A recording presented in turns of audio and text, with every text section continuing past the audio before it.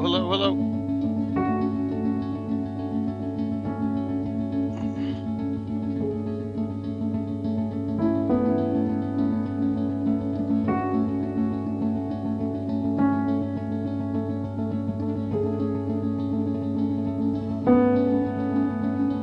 This is one of those nights we'll have from 1 guest to 3. I just don't know. We shall see.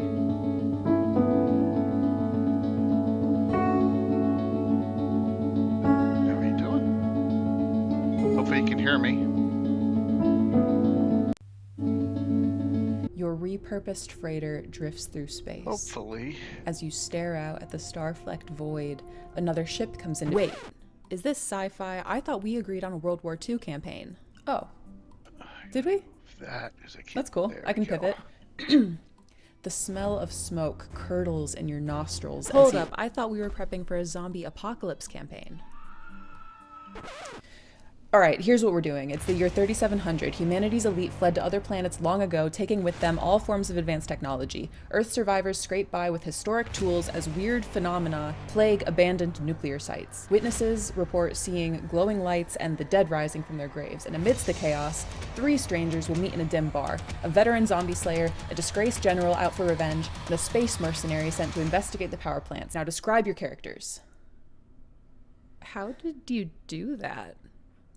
I have the right tools for the job.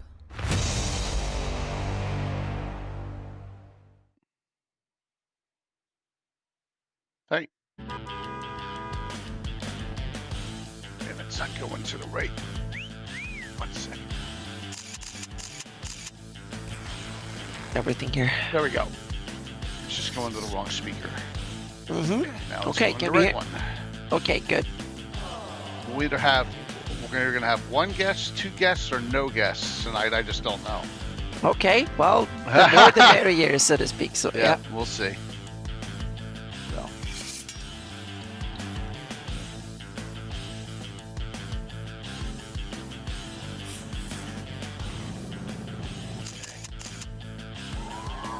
How's the weekend been? It's been a little bit hectic, but good. Yeah, good. Yeah, and it's also because the weather is staying so nice, so I need to be out hiking a bit and stuff. We got 4 or 5 inches of snow, so. Yeah, I talked to Troy Alleman earlier today, and he said they got a dusting. So yeah. Yeah, we got a lot more in our band, but that was fine. We had 80 degrees and sunny today. Yep. Nice.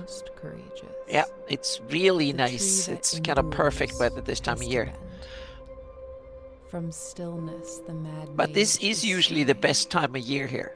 It's November, December are usually the best months. Very cool. Zagig will test the enduring.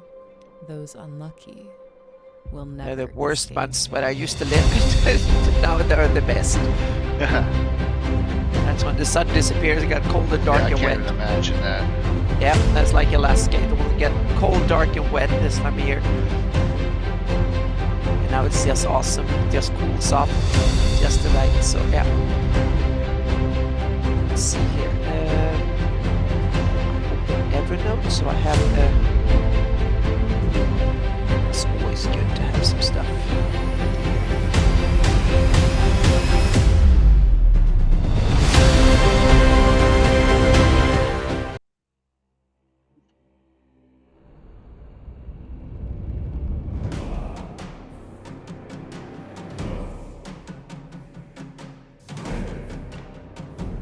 Right.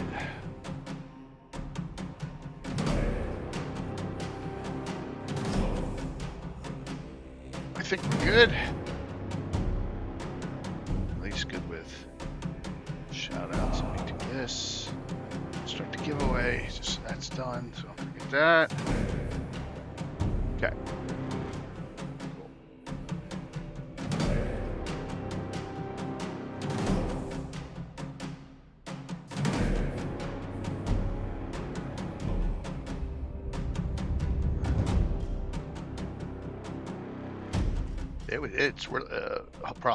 It's really we got like 4 to 5 inches here in South Jersey, so, and it's cold out there now. The wind is biting, so. Yeah. But that's all right. I'm inside, so it don't matter. Yeah. You have a cozy house to live That's in. it. So you're POV, good. I Yep. had 30 minutes before Exactly. my campaign group showed up, and I was totally unprepared. I grabbed my ready set encounter box and boom. Whoops. Hit that POV, button too I had early. 30 minutes before my campaign group showed up, trying and I to was shout. totally unprepared. Your I new grabbed my shout ready out should set be good encounter there, box Michael. and boom, everything I needed for an epic session. Adventure hooks, map tiles, loot tables, stat blocks, and miniatures, all ready to go. My players still think I spent hours planning our great dragon encounter. If you're a busy dungeon master, get Ready Set Encounter live now on Kickstarter. Exactly, Draga here. It's a good day to play the. Any day is a good day, I but a had 30 cold day is minutes probably before even my better. campaign group showed up, and Yep. I was totally unprepared. I grabbed my Ready Set Encounter box and boom, everything I needed for an epic session. Adventure hooks, map tiles, loot tables, stat blocks, and miniatures, all ready to go. My players still think I spent hours planning our great dragon encounter. If you're a busy dungeon master, get Ready Set Encounter live now on Kickstarter. Last one of the year? Oh, man, that's sad.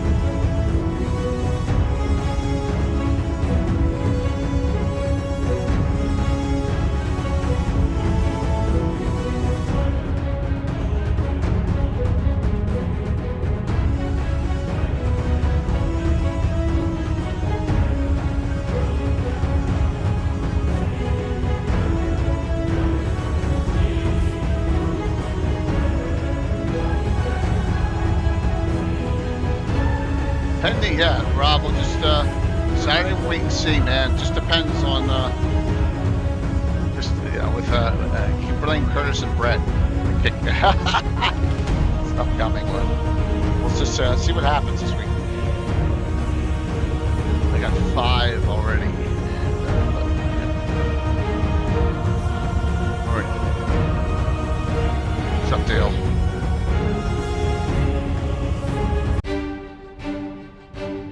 See how many is interested in this topic. Yeah, it's a little bit niche and off what we normally do, but I think it's an important bit to bring up now and then to at least be aware of the options and think about it a bit, what you might be interested in.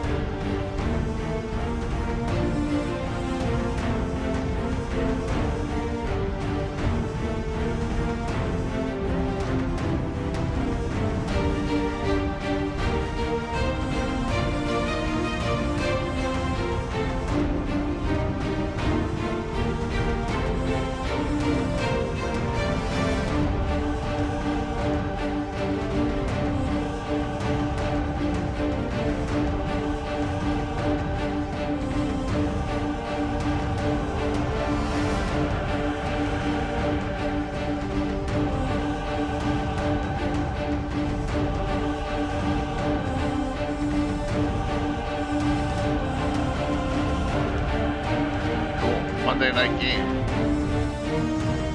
Very cool. Cool.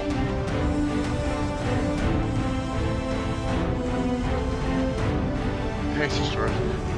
Don't do it. That's just weak. That's weak sauce. Don't do it. There's different types of mass combat, man. That's just my theory. See how this goes tonight. So, yeah, be a fun discussion. Getting something, but I guess I'm not. Wait, set, right? Yeah, it's done. All right. Okay, a couple minutes early, which is always fine. Yeah, Aaron and I are on, so we Mhm. may have Ever Mysterious Tim and one other guest as well. We may or we may not, because that's just the way it runs on as we Oh, get closer yep. and closer to the holidays. Um, yeah, Mass Combat BattleTech is I think it's Mhm. more annoying than D&D. So yeah, 5e But Kryn that's a setting. game that is BattleTech is supposed to be designed around mass combat. Isn't that the idea? No, it's Okay. Lance 4-4 Lance Combat. Uh-huh. Yeah, no. Mass It's Combat and like that is skirmish game rather than yeah, mass. yeah. When you're talking about Mass Combat BattleTech, you're talking about uh, 12, and I don't think 12 is, but like full regiments, which is 36. That's Mhm. Mass Combat, yeah. But Yeah. 12 on 12 is still doable.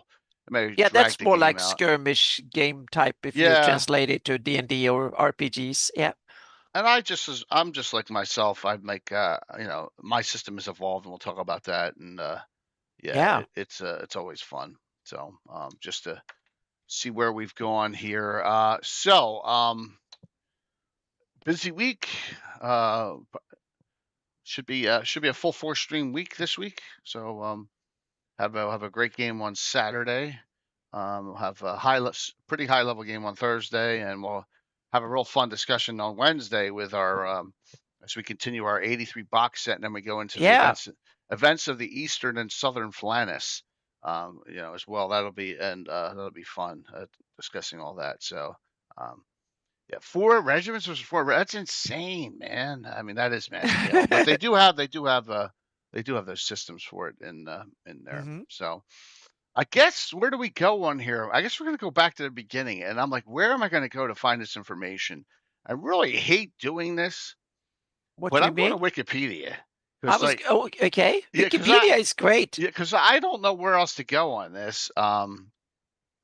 But like they're begging for money now. It's just weird. They well, it's not weird. They're running. It's an honorary system. If you wanted to see it up and running, it's donation based. Yeah, well,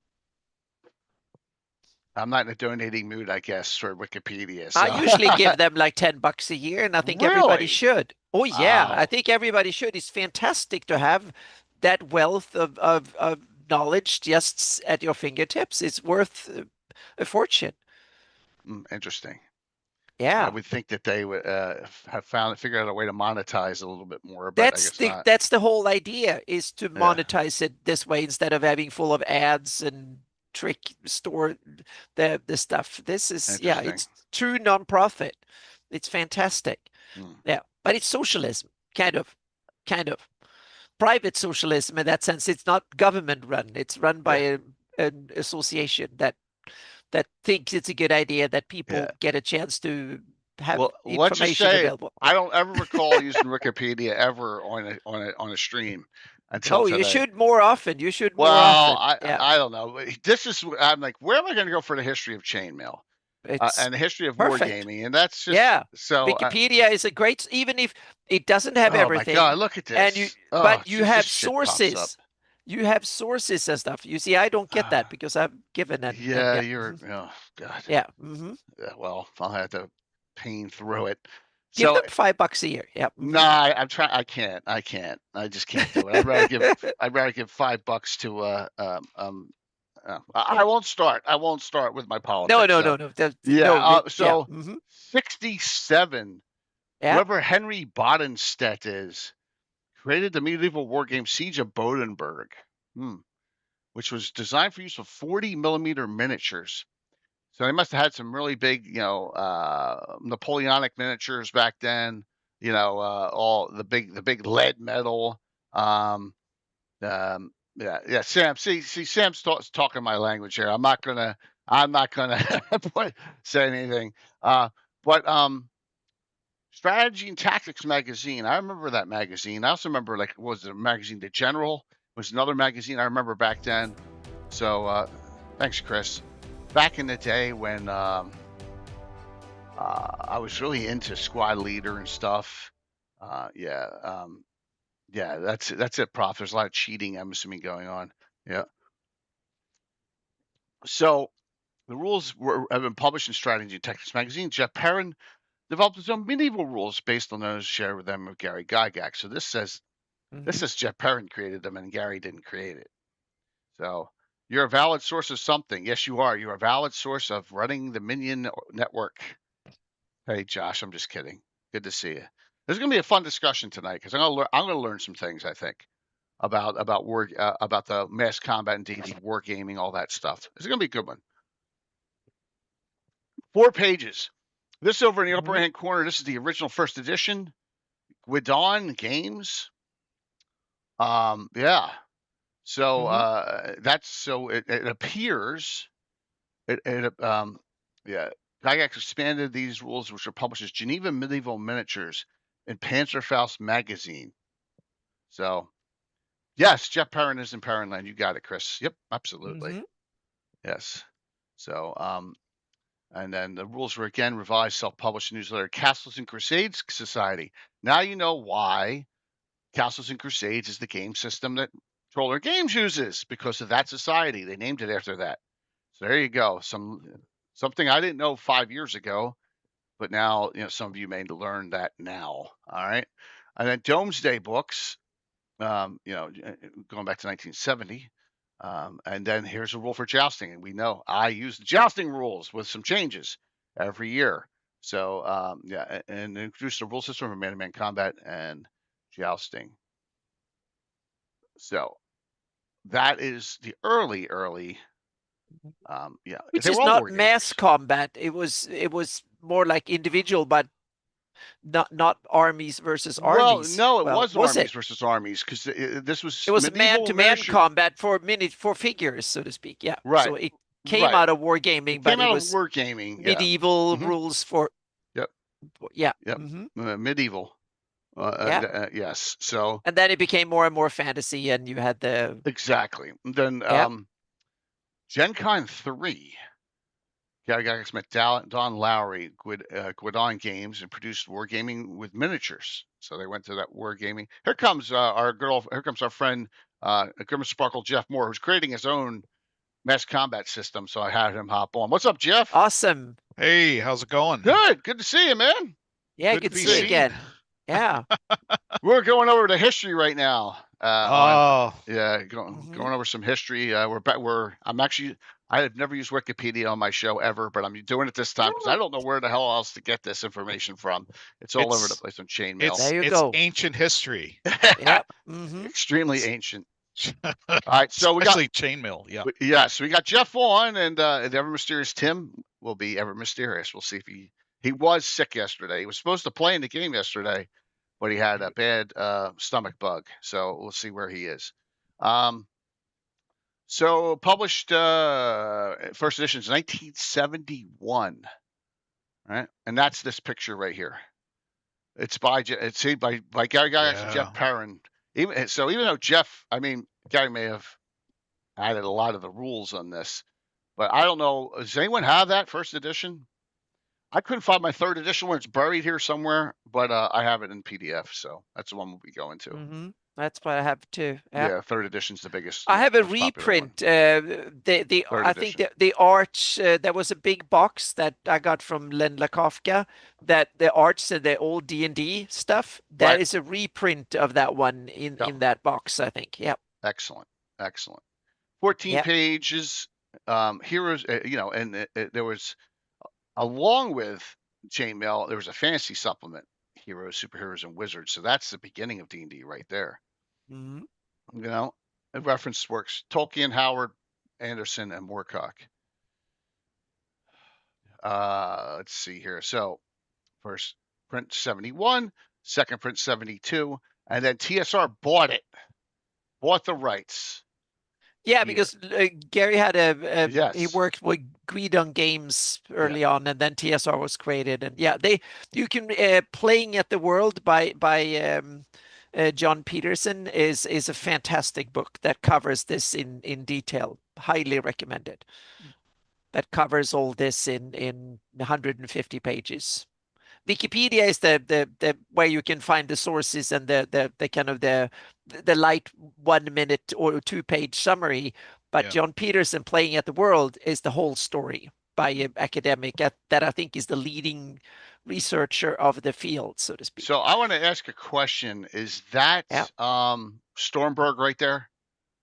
I think it is. I think it's Paul Stormberg right there. I should know because I met the guy, but I'm not 100% sure. But Josh, you can verify. I think, and he's reading it. This is This is Gary Con. Whoops, shit. No, it's all right. That's Gary Con 2. Okay. Yeah. And then here's a picture from Gary Con 4. I don't know anyone in that picture. Yeah. Chainmail session at Gary Con 4. Okay. All right. Whoops. Let me get back out of this. The Moat House, of course. And then the jousting rules were added in, which, I use them a lot, but with some changes. Because those are, for the modern game, we need to make a couple minor changes. But that's it. So, mass combat, Tony Bath, it looks like, intended for 1 to 20 figure scale. Each figure represents 20 men in this. All right. Yep. Boom. What's really funny is when you think about it, like, Jay, you're going on year 46. Yes. And you think about how much culture has been impacted that all began with this, with just taking some, miniatures have been around for centuries, whether it was more militaristic, but then this became recreational in the early 70s. And then just everything that evolved. You were saying, D&D came from this. And what did D&D produce? And all the modern fantasy tropes that came from just this humble beginning. It's kind of amazing when you look at it. A thing that pops up all the time in my, and I believe, I could be wrong, but it's Peter Cushing and all the miniatures he used. Yes.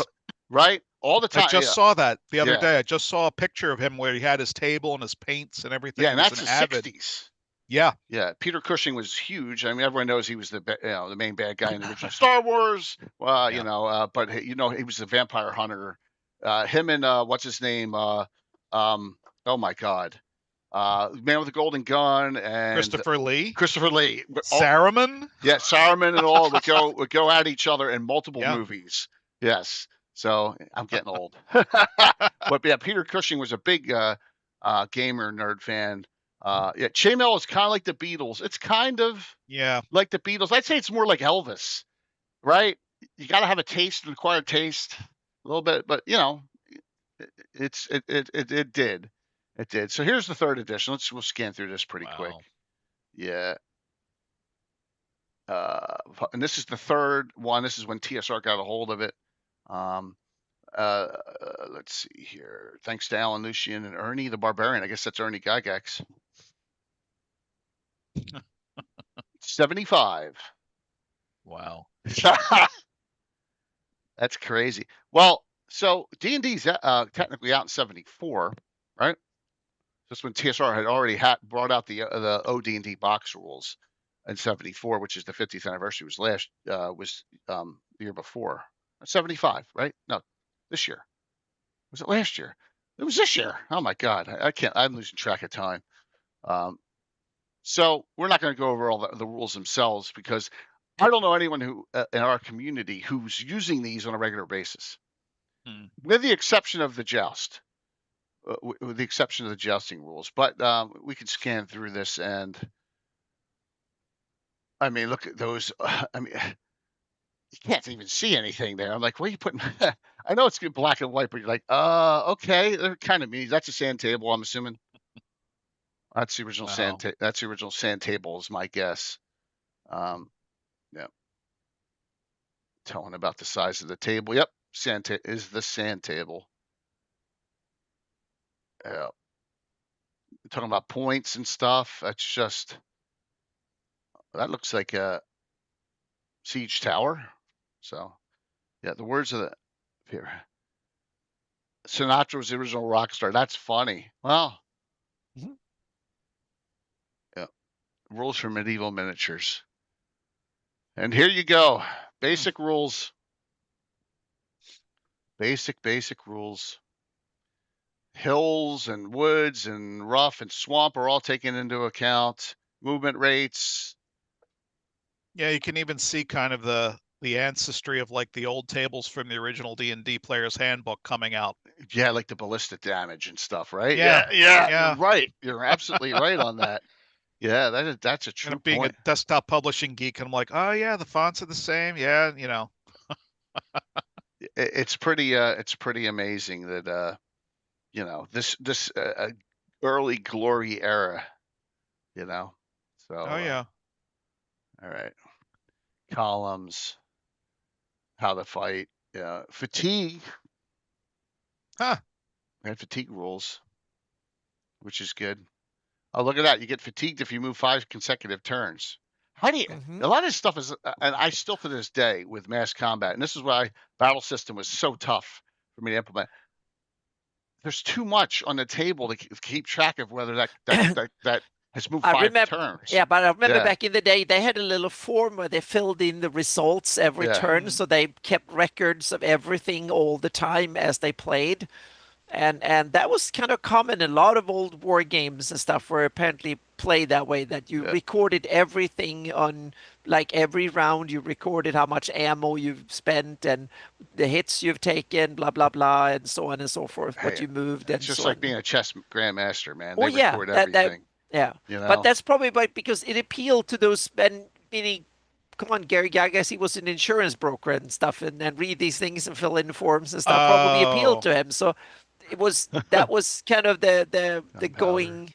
Yeah, you had an interest and a knack for that then, for that part. Otherwise, you were not playing these games back in the 70s and early 80s before you had computers, and also before you had a lot of a new mindset, so to speak. It was before spreadsheets. I mean, that's exactly. That was part of what people were trained to do, and you scribbled things down with a pencil much faster than we do that hammer on keyboards all day. So So pretty cool. Charge rules, missile post melee morale. I love, like, when before I really got into D&D. Well, at about the same time. I love the box sets. As you can see, there's a whole bunch of them back there. Tobruk, the Third Reich, Warsaw Pact. I mean, I loved all those. We played a little bit of that, not much. We even played a little bit in the military in the early 80s before we got computers and stuff. But to me, one of the things that I think you should start asking yourself if you want to start using mass combat in addition to your regular D&D, so to speak, or you want to integrate it somehow, is to think that what do you want to do it? Meaning, how detailed do you want it to be? When you have like rules for charging, for whatever, so to speak, and that's something we need to delve deeper in, but start having that in the back of your mind, because that's one of the big decisions to make when you choose approach. There is nothing wrong or right here. It's more like what are you after? What level of detail? Yeah, exactly. What problem are you trying to solve, so to speak, and what do you want to add? Just so you're aware of what your desires are and your goals with it, and that way you can start picking. You bring up a good point, Anna, and that is there is a sliding scale between realism and detail versus game flow, and you can get bogged down in the rules. And I've played a couple games, and Jay, you know this one, Starfleet Battles, is notorious, where people would say, "Oh, that's a cool game. And can I see the rules?" And they bring up a 3-inch, and I'm not exaggerating, a 3-inch binder of rules, and people go, "Yeah, no thanks." And you get the other side of it where you streamline the game flow, but you're willing to sacrifice some details. And also, meaning, do you want to play that instead of regular D&D? You want to have big battles, and you want to have the war between the Furionians and Ayus play out on a big table. That's perfectly possible. Or do you just want to have an add-on to your regular D&D to handle the big picture while you're doing the characters with the small picture? Those are two different mindsets, or you need two different tools to cover these things. Yeah, everyone. Jeff still plays Starfleet Battles. Okay. He's doing it at a game store in South Jersey now. Too, so, we actually did had to cancel this time because of snow, but we did a mission that I had written back in 1988 for fun. And surprisingly, there's still a lot of guys out there, little pockets all over the place playing it 35, 40 years later. So yeah, it was a cool game. I loved it back in the day. But it just, along with everything, D&D's kind of taken over for me, right? Some BattleTech, a little bit of BattleTech here and there. So yeah, like Boiling Oil, Rocks. Wow. So they thought of almost everything there. Oh, look at that, Anna. Yeah, some heraldry. Yeah, very classic France. You have the the lilies from France, and and then that eagle looks kind of very Germanic looking from, and the crowns could be the Nordic crowns or the German. The crowns were very common. Everybody wanted to be a princeling or a king in Europe, so you put crowns. So here's where D&D starts, kind of man-to-man combat. Yep. This is it. This is the beginning of it. So you have the scale is 1 to 20 still, with 2 figures when the melee range, so for them it's 30. Now I use 10, or for my D&D game to this day. But here, first blow struck, and then it just tells you the rules. So there you go. Which is interesting that I did not. I've never delved into this, like I said, except for the jousting rules, which I use. They really work. But so this is the beginning of D&D, and here's the jousting section. Now, let me bring this up here just so you get an idea. That I wasn't prepared for. I should have been. I apologize. I have everything else prepped. I actually found a game that I did not know existed till today. I was shocked. Here we go. So this is the Chainmail revised out of Dragon that I use. Okay. With all my changes here, my secret ones that I kind of not go over, because I don't want everyone to know what I'm doing here. But So but there you go. There's all of that on that. It's every year it's a fun time. Okay, what's with the rabbit? I don't. Yeah. That's a good question. Is that a Monty Python? Is that a Monty Python reference? They are fighting the big rabbit. Yeah, they're standing around the corner, and there's a big rabbit that might kill them. Yeah, whose artwork is this? Something McLean. Yeah, I've seen it in Dragon Mirth. It's first in it was one a of giant weasel. I think. Yeah. It's in Dragon Mirth. That one showed up, so they probably they had room, I guess, so they put it in there because it was funny. Thanks, darling. Yeah. Magicians and their experiments. When will they learn? Exactly. Yeah, just crazy. But there you go. So that's right out of what we're showing here right now. Yeah. So this is how it started. Yeah, a little more cleaned up. And then fantasy supplements. Hey, they got a dragon in there. Yeah. That's where it starts. Yeah. That's it. Absolutely. And then I guess they're talking about all the fantasy writers, and which is a good weird PDF I have here. Well, that happens. Yeah, they're bringing in the Tolkien races and the scales. That's interesting. Yep. Yeah, but stuff that's definitely not Tolkien. The Freets are not elementals. No. They use the word treant here because I know that they couldn't use ent. Oh. But treant here is used. Right? And they use halflings, no hobbits in here. So it's right around when they go, we can't, there's certain things we can't use. Which is cool. That was early. Yeah. And I'm surprised that it still made it into AD&D first edition, because this is earlier than AD&D, I think. This is 75. Okay. This is OD&D's out, right? 74. Yeah. But first, but it did AD&D. Well, never mind. AD&D comes out like 78, 79. Yeah, but I was thinking, did AD&D first edition, didn't they have hobbits and treants first and then changed it? Or no, they didn't. No. They didn't. Okay, good. No. Yeah. It was. Yes, it may have been in the 74. I think that was first printing only. So if you have a 74 first print with them in it, it's worth a lot of money. Yeah, I can imagine. And then they second print on, they switched it. Yep. Okay. Gotcha. Yeah. And I think that's the way that goes. All right, look, and there's spells in here too. Yeah. Yeah, I saw darkness, and I'm like, oh, okay. Now we're starting to edge into some of these classic spells, elementals. Phantasmal forces, conjuration of elemental.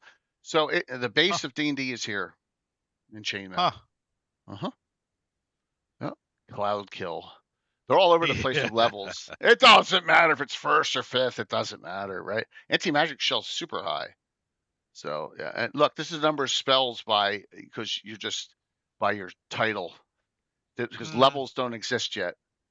Yeah. So, yep. And that's all you got. So mostly everyone's a sorcerer type here. Wow, that gives me a headache just looking at that spell complexity. All right, and then some other creatures. There's lycanthropes, trolls, and ogres.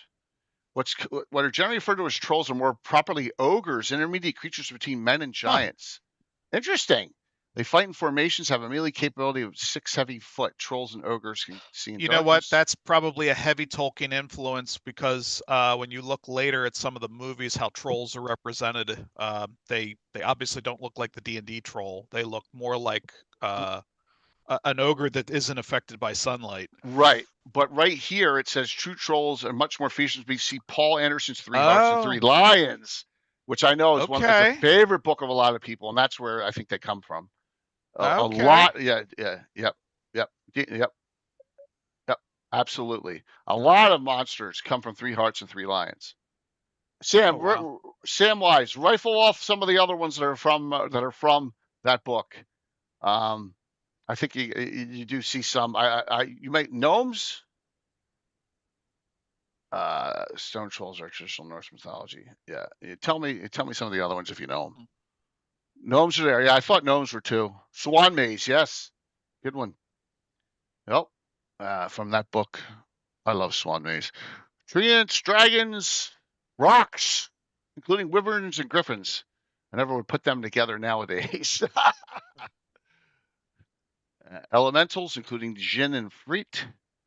Then air, earth, fire, water. Basilisk, Shimra, giant spiders, giant wolves, wights, and ghouls. Yeah, this is like a mini version of the monster manual right here. Yeah, it is pretty neat that you can see their thinking, and probably my guess is at this point, and this is it'll be tough to ask this question because not a lot of people are around still, but I think Andrew Scott Perry can answer this. Anna, we could talk to him at GaryCon, like in 74, 75, what were the ratios? Was everyone with the majority of people at the con, at Gen Con or whatever, were they playing Chainmail? Were they playing OD&D? Like, when did it go, Dungeons and Dragons went this way and Chainmail shrunk. I mean, he'd know. So, yeah, there's our, yeah, like that breath weapon looks pretty short range there. It's a pretty neat picture. Yeah. All right, so fancy combat table. Look, they got magic in here. Enchanted arrows, magical swords, air movement, sieging. Look, it is impossible to draw a distinct line between good and evil fantastic figures. 3 categories are listed below as a general guide for the war gamer. All right. It was interesting. They have elves under neutral. What do you think about that, Sam? Elves are under neutral in here. Yeah, that's what I meant. What's up, Enoch? Magic weapons. Why? Yeah, magic weapons are under law. That's weird. Okay. Combat tables. Let's get through this here. So you get the idea on, there is the jousting matrix I use. Right there, it's still the same. Hit your target. Wow. And then, all this, but there's a lot of more numerical changes on this with dice rolls. So this I think straight up is just the matrix. Yep. Fantasy reference tables. All right. All side. Combat tables. Wow. Dragon against a hero. Let's see what else I got. Yeah, so all the others, this is the stuff that's out at this time, and this is all the OD&D. No, Geomorphs are out. I didn't know that. In 75? Huh. The Solzhenitsyn Company, 76, the rights to Tolkien's books, probably their lowest went to TSR before the 80s. Yeah, they did, probably. Yeah, yeah. Interesting. Metamorphosis Alpha. Oh, wow. Jim Ward was, he owned, so this is one of the stories about that Jim always told us. He said, I am keeping the rights to this, but I'm letting TSR publish it. So when WotC took over, he kept it. He never lost the rights to Metamorphosis Alpha. Yeah. Yeah, so they came out in a new edition. What was it, 10 years ago or something like that? Eight, yeah. something. Yeah, I remember he was kind of smart with that. Yep. Yep. All right. So there you go. 3rd edition Chainmail. I've never played it. I've only used the jousting. So yeah, Jeff, we're little kids here. I really wish I hadn't thrown out some of my old copies. I had the designer's edition, the folios and everything. And I'm like, oh my gosh, if I kept those, wow. I had the blue edition. When you were talking about box sets, I'm like, first set was a blue boxed edition of D&D. Yep. And remember reading that cover to cover, man. It's You talking about Holmes Basic? Yeah. Yeah. Yeah, I guess it was considered basic then. It was before they did the whole basic. The one with the dragon and the wizard on the front, right? The dragon. Yeah, it was the same. Red dragon. Yeah. It was the red dragon, but it was all duotone. It was blue and white. Yeah, on the inside cover. Yeah, that's Holmes Basic. Yeah, that's 77, 78 Holmes. Yeah. You got 3 sets of basic. You got Holmes Basic, then you got Moldvay Basic, and then you got Menser Basic. So you had Moldvay was 81, and that had 2 sets. And then Menser had all those sets. And we had Frank on a couple months ago. He talked about all that. So, and Frank's the main guest of honor at Page every year.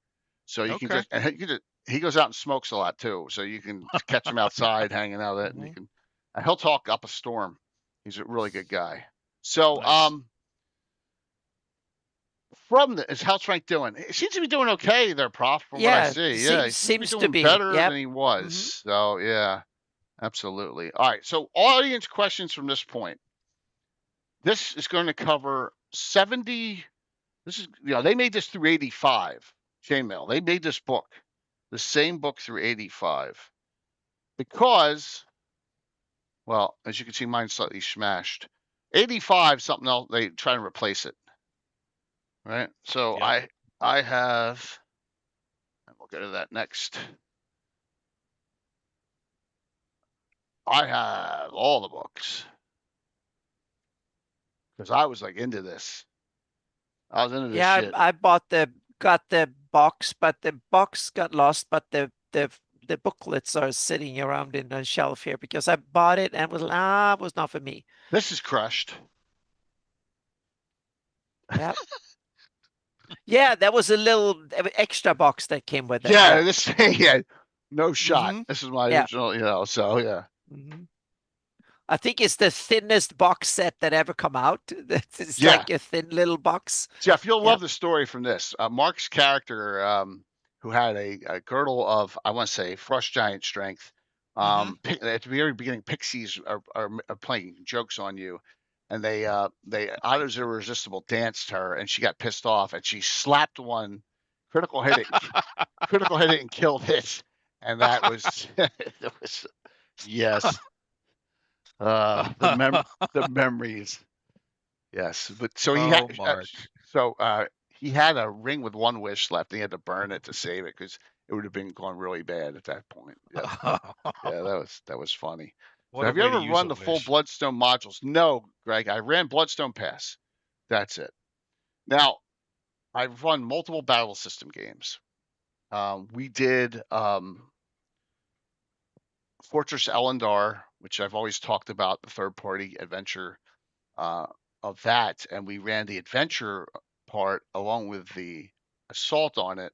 Now this is pre From the Ashes, when I'm like, hey, the Shieldlanders have stopped the Bandit Kingdoms, and then 2 months later, oh yeah, but the Shieldlanders get taken over by Ayas now. I'm like, geez, what are you doing to me, TSR? You know what I mean? This is the kind of stuff I had to put up with back then. But battle system.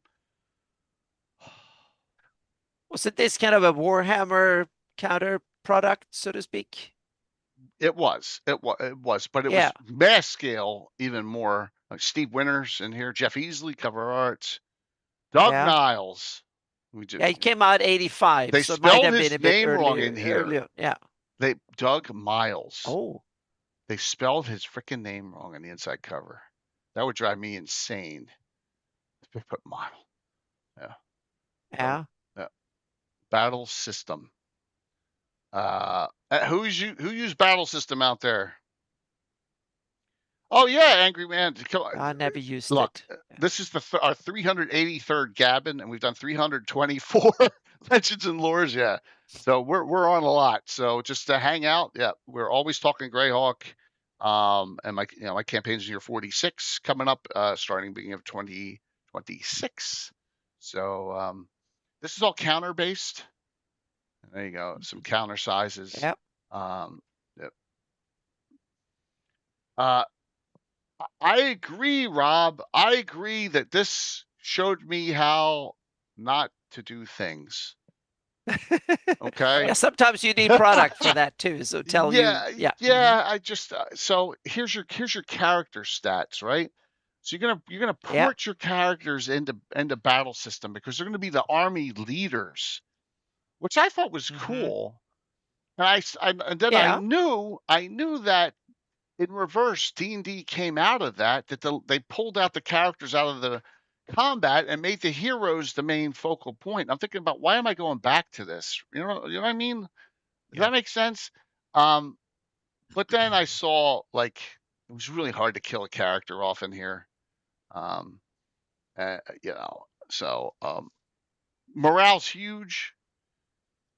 I hate to pick on Mark, but we were having a big. You love it. Yeah, you're right, Jeff.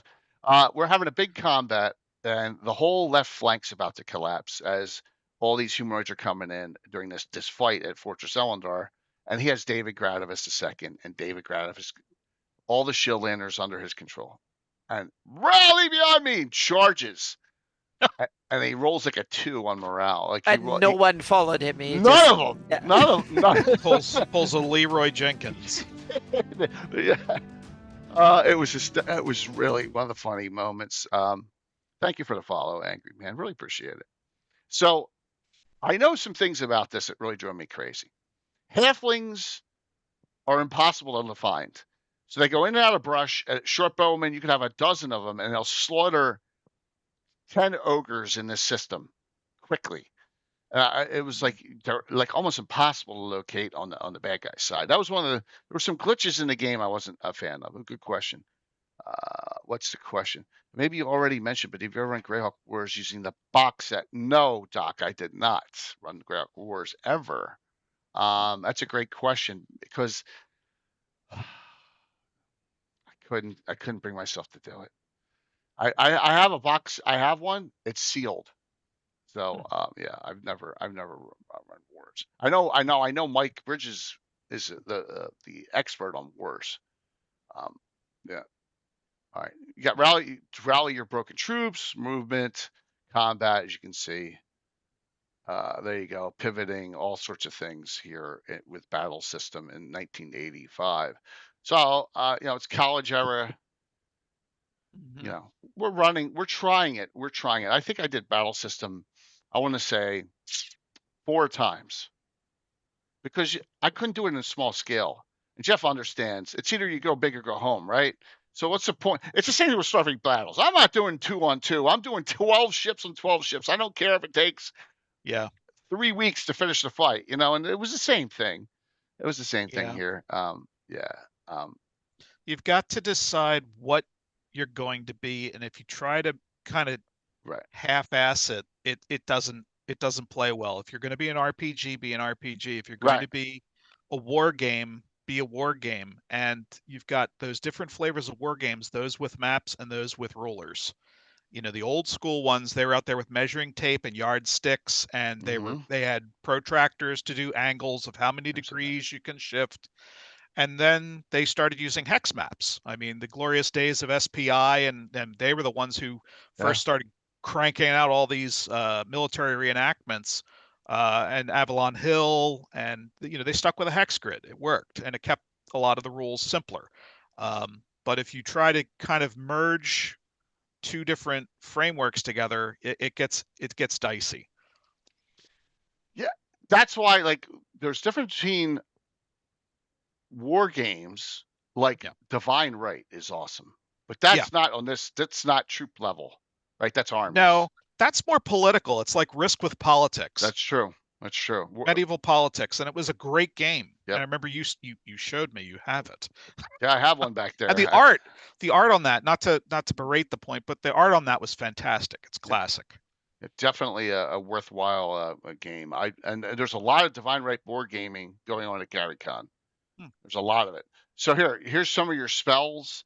I mean, they do, like, it's all damaging spells for the most part. Like druids can call lightning, firestorm. I mean, super high level spells. So, angry. Wow, you didn't have to do that, Angry Man. Thank you. That was really kind of you. Thank you so very much. Thank you. Really appreciate it. Wow, thank you. We're going to keep things rolling, man. As far as you want to see a super high level game Thursday night, we're going to have one. That's of course if the whole crew. Well, 3 of the guys will be showing spells. You can actually summon troops. There's all sorts of things you can do in this game.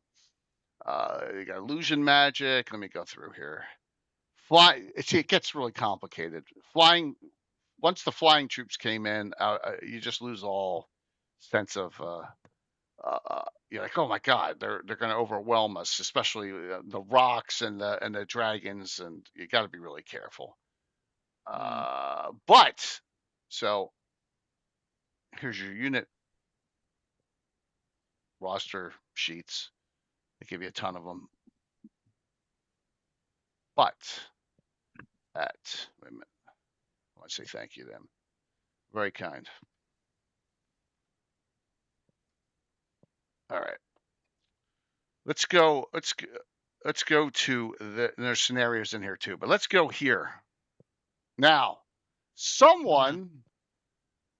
this is where I'm like, they're going in the right direction. I don't want to use all those little chits all over the table. I want a game where I can use my miniatures in battle system. Right? And so this comes out. And I don't know how many of you have this. It's a rare book. I mean, they're still available. What do I do with them? I'm losing my mind here. Here we are. This sounds more like what Anna was saying was the Warhammer competitive product. Yeah, because that started to take off in during the 2nd edition era, especially, I guess. Yeah, let me see when this one came out. 1989. This is 89, the beginning of 2nd edition. So this comes out now. When this came out, this one. It says second print in 91. So 89. Yeah. 89. First one. So when this came out, we were starting to get into our larger games, using a lot of miniatures. Still don't have a lot of painted monsters, but we have all of our characters painted at this point. So we started with a rule, and I want to say in the 80s, it came to the point was the rule was if you have a PC, you have to have a painted miniature for it and a unique one, which we hold to this day, right? But we don't have any painted. We have that box of all the slag lead things left over. We called it the fishy box, and that's where we're pulling out. Like, oh, this is an orc. Oh, this is or this is 3 ogres. That's what we were using, and we had our big mats with the dry erase markers on it. We still because Dwarven Forge isn't out yet. None of that stuff. So, but I'm like, they're. Thanks, Michael. So I don't want to lose this hype train, so I'm going to do something here. Give me a sec. Yeah, I'm going to cheat here. Cheat some hype. Yeah. Yeah, I'm going to. That's what you do as a DM occasionally. What's that? Cheat? Yeah. You fudge some dice now and then. Yeah. Everyone does. Yes. Yeah, let's not lie here. It's called preserving the narrative. Yeah, there you go. Thank you, Moose. There you go. That'll hit. We'll probably be level 4 or 5. So there we go. Right. There we go. Oh, okay. Maybe you remember because you mentioned the slag box. Tim had the ever mysterious Tim had a cousin. I think he was from Brigantine, and he used to have like the suitcases full. Luke. Was it Luke? Okay, yeah, I think you're right. Luke was Mark's brother-in-law. Luke. Okay. Luke was Mark's brother-in-law. Because so Tim had his dad and then his Uncle Steve, where Uncle Steve's cure-all came from. Okay. Uncle Steve only DM'd for me once, and then he died. Yeah. He died. Yeah, I remember. 80s. Yeah. I remember. Yeah. But Mark had Luke, who had Belljack, his wizard, and he had the capability of wearing 10 rings, a ring on every finger and thumb, if you remember. And that's where they lived down the shore. Yeah, Brigantine. Yeah. Yeah, and I remember he had the suitcases that would open out, and he had everything painted. Like at that time, it was like, wow, you have a lot of miniatures. Yeah, for that era. And does everyone remember? There's Tim Bridgeton. There's Bridgeton. Oh, yeah. Was it your cousin in Bridgeton, Tim? I thought it was Luke. Yeah. So there you go. Hopefully you're feeling fine, Tim. If you don't feel well enough to come on, then we understand. All good. Uncle Steve had a lot of miniatures. Yeah. Have you all seen in the Dragons? I show it in Dragon 60. Griffin Games had a miniature box that you could have dragons in it, and the guy's name was Dave, and he lived in Haddon Heights, right down the road from Tim. He lived on the other side of the road. Yeah, and yeah, I'll see if I can find the miniatures case. And like all the Allied Hobbies carried them, Jeff. Yeah, and they were like $60. And so yeah, and that was $60, 1980s dollars. Right? Yeah, it was stuff I couldn't afford back then. Yeah, but it was cool, definitely. Yeah. All right, Tim. Cool. All right, we'll see. He'll be on soon. All right, so here comes miniatures rules. Yeah, and I'm like, oh, cool. And look at this. This is 1989. People are now doing color pictures. And yeah, I don't know. Like, this must be from someone who's playing it at Gen Con. These, because I don't know where these are from. I don't have any idea where these miniatures are from. So, unless they were sculpting them and casting them themselves. Yeah, it's very possible. But there could have been some company out there that that I just weren't aware of. I'm still a senior in high school at this point. Right. Didn't know everything. I mean, I just was introduced. Like Ralpartha was it? Like was well, it?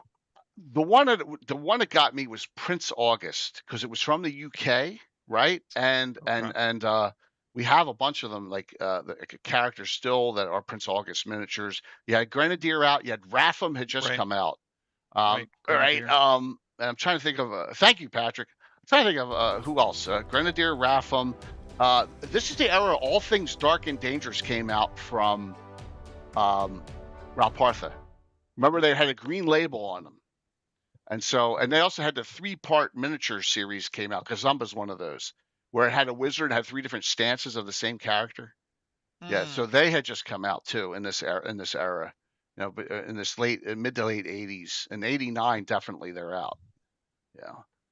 We have a fair amount of them. So yeah, because that's a crisp paint job for 1980 89. Oh no, that's actually a really good paint job. Patrick, thanks a lot, man. I did get the last set of books. I think I sent you that. So we got miniatures rules. Oh, and another thing, Jeff, I don't know if you've seen it, but see this, the chariot. Yeah. I spent. I'm gonna show this.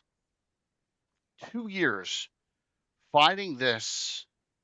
Let me go City State for Dervilia and Tim's City State game. Wow. I better have the figure. Here it is. Excuse me. All metal. Oh wow. Yep. All metal. And she's got the pink on and all, but yeah. So that took me forever. Thank you for that hype train, everyone. Really. Hey, Bella. Bella, we'll see you on Saturday. Looks like you'll be playing Leandra, I think. Yeah, so I've probably had that 10 years now, but Bill painted it up. But the entire thing is metal. That thing is heavy. But like I was like, I want because that's the kind of stuff we can know. That was a UK company. I got the box still on my back wall for them. But stuff is so hard to find sometimes. You know, those rare. You go on eBay and you want to find like a memorable miniature you had of an Aral Partha, and they'll charge you $20 for it now. That's how, you know. And like, oh my God, these things were like $2.95 back in the day. Yeah. All right, so I'm babbling. Some more miniature. So there's miniature rules here, and I liked where they were going with this, but, and this is where and we'll scroll through some other high. There he is. How you doing, Tim? You feeling all right? Yeah. Yeah. Hello. Hello. Hello. Yes. They could have used you yesterday, but that's okay. They survived. Only two. Well, skin of their teeth. Yeah, that's right, Jeff. You were watching the whole time. That was a nail biter. That was actually fun to watch. Okay. Thank you. Yeah, especially Viriel. She went down in the negatives twice. The Elven Cavalier. She's in therapy now. She's doing great. Yeah, that was awesome. Yeah, $2.95 was a lot back then. Imagine we're talking about Dave's miniatures case, right? Which was $60. Griffin Games. Remember that? Tim? No. You said Dave. Is this the guy with the goatee? Yes. Yeah. Yeah. He's a wine salesperson, still selling wine. Oh, really? I did not know that. That was the one we met through Jack, right? I think I met that through your he gamed that night when I gamed with your uncle at Jack and F's. Yeah. Right. That's where he's from. He was from their group. Yeah, he was playing a barbarian because the Argentina just came out and everyone was playing barbarians. Okay. Movement. Right, I remember I actually rolled up a barbarian using that system, right? And so you only use 3 dice 6 on intelligence, and I ended up getting a barbarian with 18 intelligence. Wow. And not 18 strength. I was furious. And no one let you buy points down? Oh, we would do that. Yeah, I know. We would do that. So, Tim, you remember our Fortress Elendar mission? Yes. And battle system? I already told the story when Mark's character, David Gravis, and all his shield landers, he had them to charge and they all broke. Yeah, I remember that. But I don't remember the battle system one. Okay. What they do? Charge the cannon? No, there was a flank maneuver, and he was on the far side of the flank. I remember I think it was a bunch of ogres and trolls. And he got all his shield landers, all his pitchfork wielding shield landers to charge, and he broke. Yeah, they all broke. Yeah. That's rough. Yeah. So he was flanking, or no, he was defending it. And yeah, he wanted to charge to stop it. And I remember it. I felt bad for him. So look, there's actually contours of terrain here. Yeah. It's pretty neat. So this was a good step up. Right? Chainmail. This is like a hybrid of what's to come in 2000 chainmail, which you'll see in a second, and this. And this is the miniatures rules, and then combine that with this.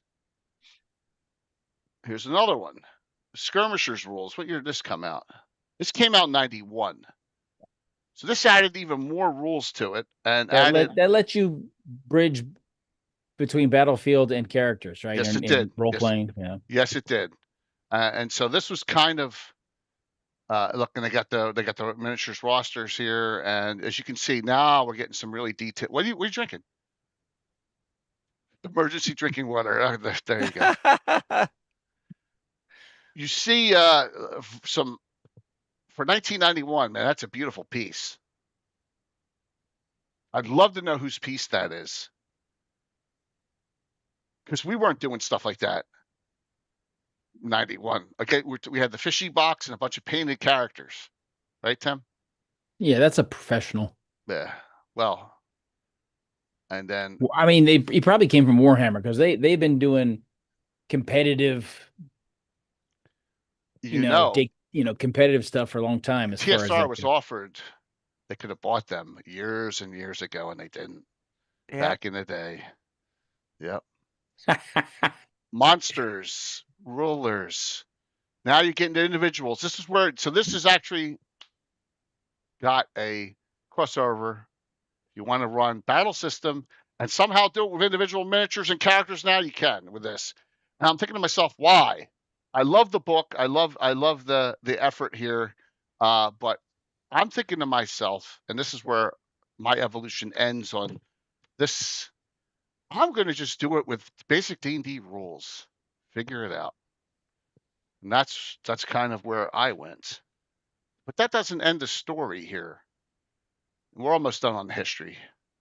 I don't have this to show you, but I do have, I tried to find them. But here is what comes out in 2000.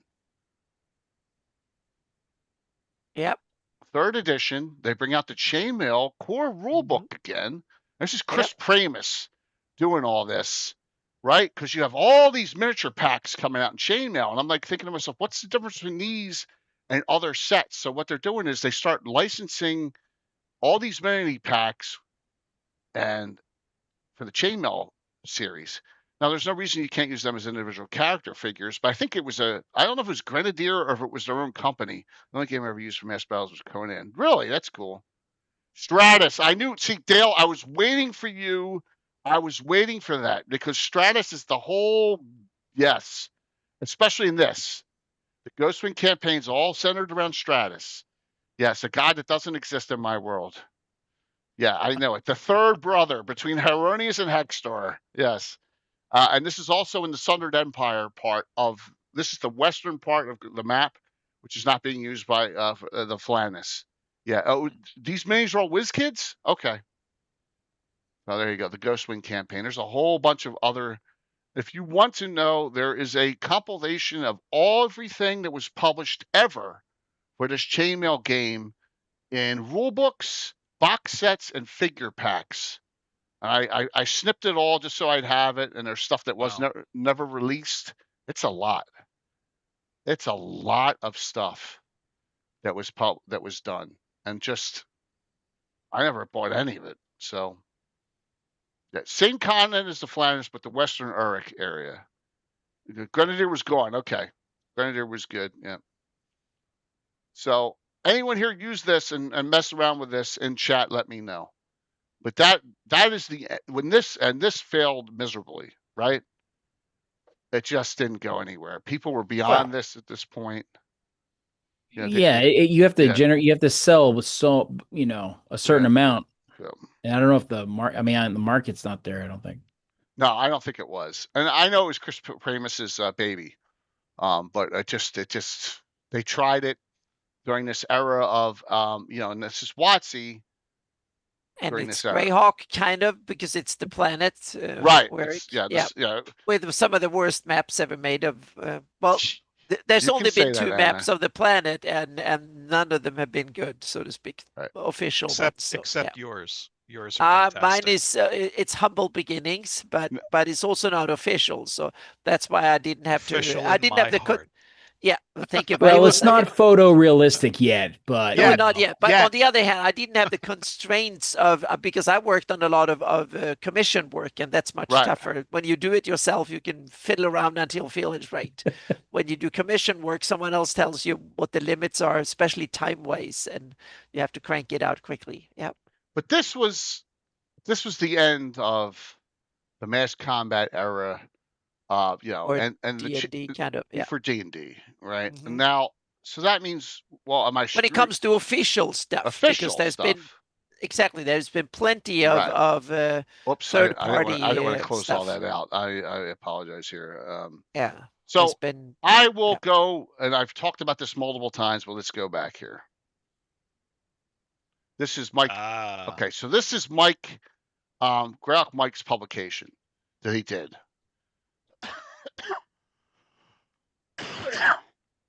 This is where my campaign starts. Okay. 569, Battle of Emerald Meadows. We have a great time. We're all youngsters. all playing humans except for I think one half elf. Everyone else is human. All named after our own characters. This is before Tim.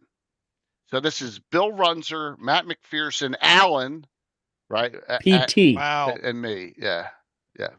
Pre-Tim. Yeah. So this is 78, 79 before Tim. This is where we started our campaign. And this is why I'm always trying to figure out all those years why I want to run something like this. Now Joe Block has done this, but I couldn't get Joe on the show tonight. He's not available. But this is my kryptonite, right? I love this. I love the battle. The meadows. Everyone knows I love the Hateful Wars as well. How am I going to recreate this in my game, right? Today or whatever. That's the whole point of the whole. I gotta do it. I want these large scale battles. Hence, streaming comes in.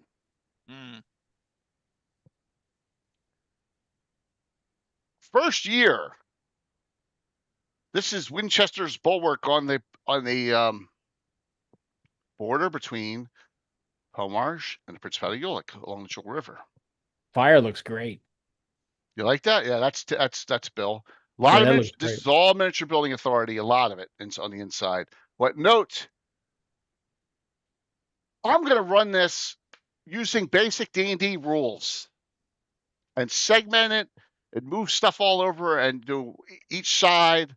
And this took us 4 entire weeks of streaming.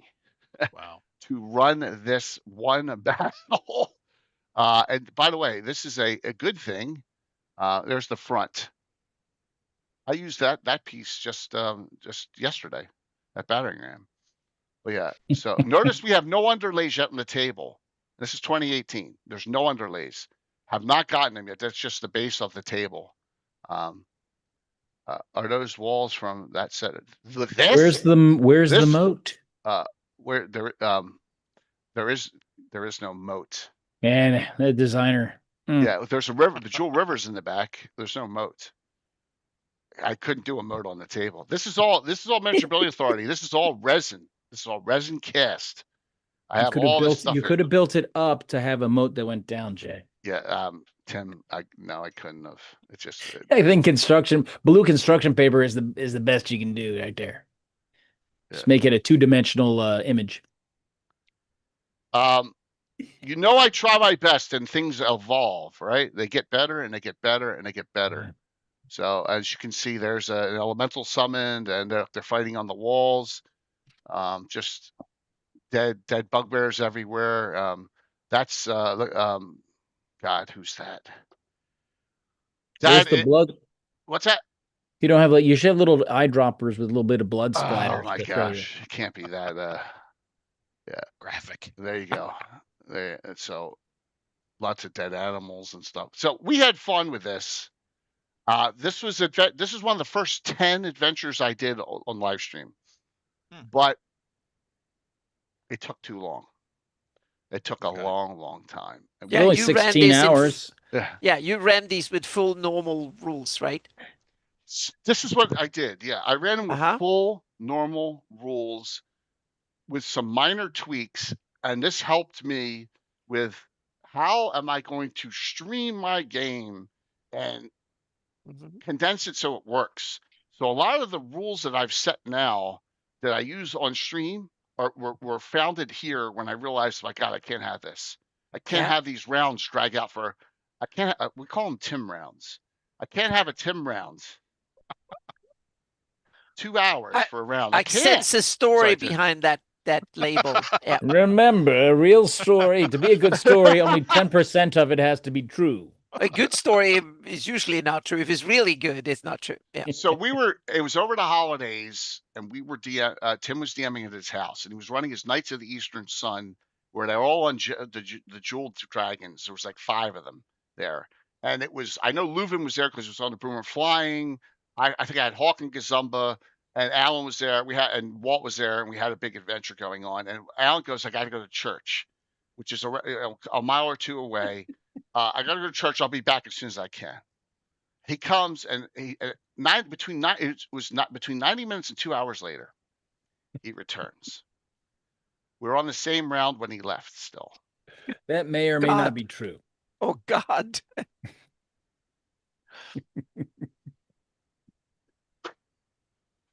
That may or may not be true. Tim, both of us have learned how to speed things up because you can't. Hey, what's up? What's up, Rachel? Look at that. I was on the right sub page. Hey, Mandy. Yes. So there you go. So too many dragons and too many spellcasters. Yes, too much. Yeah. So that's another. Hello. No, that's a great point. You have to limit your elite special units in these kind of games. And we can talk about that. So yeah, this is the first one. Then we're going to go to a year or two later, the defense of the Watchers Towers. Okay. Well, I used one of these the other day. This is in the Pomarge. So this is my next big one I'm going to do. Now this one turned out pretty good. And look at the carnage on this field here. All right. So as things were going, this one I did it in scenarios. So I start making the change now. I'm not going to do one big fight. I'm going to make it scenario based. Boom. We're going to do this objective. I'll leave all the dead things out in the field because it looks cool. Boom, objective. Boom, objective. So this was like 5 different scenarios in this, each its own little mini adventure, right? So like there was a separate engagements in the same big battle. Exactly. And that was one of the things that I figured would work. And this is probably, I'm going to say, this is either 2019 or 2020. I'm not sure. But it's like adventure number 8. Wait, I have the folders right here. 851 and 850 through 854. It was this era for doing this. So it could have been only a year later. Yeah, so there's another layout before. Notice the siege equipment's not here on the hill. So yeah. By the way, this is Prince of Ulick troops. As the Prince of Ulick got here, his troops and tried being smart asses and they got slaughtered. So yeah, there you go. As you can see. So that's my next one. I'm going to make it scenario based now, not one big fight, because it's just as good. That way. We're done. We're done the scenario for the day. And go on to the next one. I'm thinking streaming, whatever. So all right, that's enough of me talking for the time being. So Tim and Jeff and Anna, some do's and don'ts that you have learned or acquired running beyond 6 characters in an adventure or whatever and fighting them against 50 units, 50 things. Like, because that could take, what are your thoughts? I've done numerous kind of stages, and that's what I'm building into Hawktails. I've added a house rule. So I've had super detailed combat, segment combat, and then normal combat, and then you have minions so you don't have to keep track of their hit points, meaning if you strike them hard enough, then they die, so to speak. So you only need to the master villain, the major opponents are the only ones you have to keep track of. All the other ones, and you can aggregate them together. So there's like 10 goblins, and you hit them for so and so many, or like swarms, so to speak. Those are tools that I've used and kind of ad hoc over the years, and that has usually been good to 50, 60 enemies, something like that, maybe up to 100. If it works if against the party. But once you go beyond things, because sometimes it's cool when the characters of the party are active in a big war. Let's say there's like they are standing on a wall and they're defending one section of the wall, but then there's a lot of other parts of the wall that the characters are not defending, that their allies are defending, and there might be hundreds or 1,000 creatures of various kinds that are attacking the stronghold the characters are part of defending. That's when back in 2nd edition a little bit, but it took form in 3rd edition. I call them surrounding battle rules. So that took care of the battle that the characters were directly involved in, that I used super simple. It was simply the CR rating of the attacker versus the defender. So the attacker rolled a d20 and the defender rolled a d20. And the difference was simply how much the losing side got cut down, so to speak. So the CR was both attack value, defense value, and hit points all in one go. Okay. And the key bit there was to aggregate units. So let's say you have 10 goblins. They have each CR1. That's a CR10 creature. And then you have like a mighty paladin or someone on this side. He's CR10 by himself. When they clashed together, they rolled 1d20 on each of them. And that means that when the paladin, if he wins by 5, they cuts off 5 goblins, and then they're only CR5. But if the goblin goes cuts down on, because you might think that, oh, the 10 goblins are not as powerful as the paladin, like a 10th level paladin. But the thing is, the paladin's strength is that he can take 5 CR damage, and he can still strike at full value. The goblins, they quickly decimate and are not as good, so to speak, because you remove 5 of them from the table. It requires a little bit of record keeping, but it's only the big ones. It's only the big villains and the powerful creatures you have to keep track of. All the minor ones, don't worry about them. They all the little orcs and goblins or whatever, then you can have 50 of them in a unit, and you can have a dragon, and you can let it go around, because you don't need to be super detailed, because the characters aren't directly involved. This is just to add flavor, have fun, and it becomes it gets its own life, so to speak. So that's something that I'm now building into Hawktails. I want Hawktails to go from segment combat, when you have that big fight with a dragon or a demon lord or something.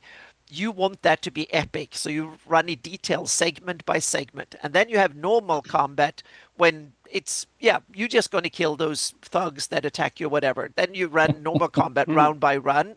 And then you have minions, and then you have what I will call the mass combat, when I are still in rounds, but you use 30 feet hexes instead, so to speak. And that's when you gang up and you have aggregate units and stuff. And then I have large scale mass combat that is ruled. They have 300 feet hexes instead, and 1 minute resolution. And then I want to have overland for, like, let's say you have a campaign, you're tracking someone across a kingdom, and you want to keep track of the units that way. And then each hex is a mile, and it's an hour by hour game, so to speak. So those are the things that I want to have rules for. And then you should be able to go from one to the other, or the characters are fighting here, but then you can have the war play out. So every session, when you feel now it's gone an hour, then you look at the big board and you move the pieces around. Like the dragon is out searching for things, the army is moving, and they only get like 1 mile or 2 per hour maybe. And then you have some fast recon units. They can go around and scurry around faster and stuff like that. So that way you can keep track of your side stuff, and then you can have a bit of fog of war, and you can see enemy stuff. So I want the rules to be, one should build on the other. So you can go from regular combat to say, okay, now it gets interesting. Segments. This round, now we move into segments. To make it more interesting and a bit more chaotic and fun. So that's what I want to have, rules that one tie into the other. So you simply choose the one that gives you the detail level and the speed that you want, so to speak. You just want to speed things up, regular combat, and you can also, I want to have the rules like, if you fight as a party rather than individual, when you're fighting, the orcs are over on a hill, you start shooting, lobbing arrows at each other, or you maneuver for position. Don't worry about individual turns. The whole party acts at one. They go from 30-foot square to a hex to 30-foot hex. The orcs or whatever do the same thing. And the rounds, you do 3 rounds, 3 turns per round, or per minute or something. So you can speed it up real quick. And that way you can do the first 5 minutes without, and then you go into rounds, and then the big boss come, and then you go into segments for 3 rounds to really have it fun, so to speak. So I want to have a flexible system that way. And I want to use the same stat block for all of them. So you don't have to worry about finding some other stuff. It's all in the stat block. So a stat block will come with morale, and will come with the movement rate for segments, for instance, and stuff like that. Casting times for spells should be both in normal combat and segments. So for instance, it might take 3 segments to cast a fireball. So you know that and stuff. Okay. So it requires a little bit of extra work when you design the rules, but it should be no more record keeping. And one of the points with it is to speed it up and add more stuff without having to. And the tricky bit is to design it so you don't have to sit and write down a bunch of stuff. How fatigued is that unit and stuff like that? No, try to avoid that at all costs. For me, it's about speed to get things done. So you can choose the level of granularity you want, so to speak. You want quick thing, get across the kingdom to see who wins, to get to the big city and ring the bell or whatever it is. Do you want them to outrun a unit overland? Then you choose that, so to speak. And then now they are being ambushed, then you go into normal rounds. So it should be like the tool set you need for the moment, so to speak. Okay. That's my view on the mass combat, and it should come with the stat block. And the CR value is the key bit. I'm going to dwell on that quite a bit, and the range. So you simply say the longest this critter can attack. So maybe they have 100 feet, and a big dragon might have 300 feet or whatever. So they can dominate the battlefield quite a bit, and they also have really high movement rates, so they become really dangerous in this because they can move about many hexes and then strike further away, so to speak. So yeah, interesting. Yeah, so that's my take. So I'm working on that. Will be an add-on, but I'm already keeping that in mind when I designed the basic combat system, so I know, okay, so what will be the superficial overview version of this, so to speak. So which bit to. So will I be leading an army at Page? Not yet, but all right. test. Okay. Yeah, all right, but, just checking. Tim, yeah, but we will test. We should test out segments at. How many? Okay. How many people? How many open spots you have still? I think I have 2 open spots, so maybe Jeff, 3. you should get in on that game, man. If you're there, please. Yeah. I gotta catch up with you. I'm very seriously considering doing Page. Yeah, you should, man. Yep. I agree, Anna. You touched on a lot of good points, and I'm working on a system right now. In fact, I'm filing a patent right now, so I can't talk too much about it. Then I should not listen because I don't want to infringe on your patent. The mechanics aren't patentable, but the game system is. But very cool. You bring up a lot of good points, because one thing is you don't want the rules that serve you in the RPG level to bog you down when you basically pan back. You draw back the action. Okay, well, there's now 50, 100, 300 people. You can't effectively play the same system.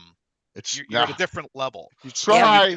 You've got to be. You can try. You can certainly try. I try. But you've got to be able to aggregate it somehow, but keep the player agency. And I think of DMing. It's the storytelling. Okay, the characters are the focus. What is their focus in the larger fix? And like with the scenario, the objective focus.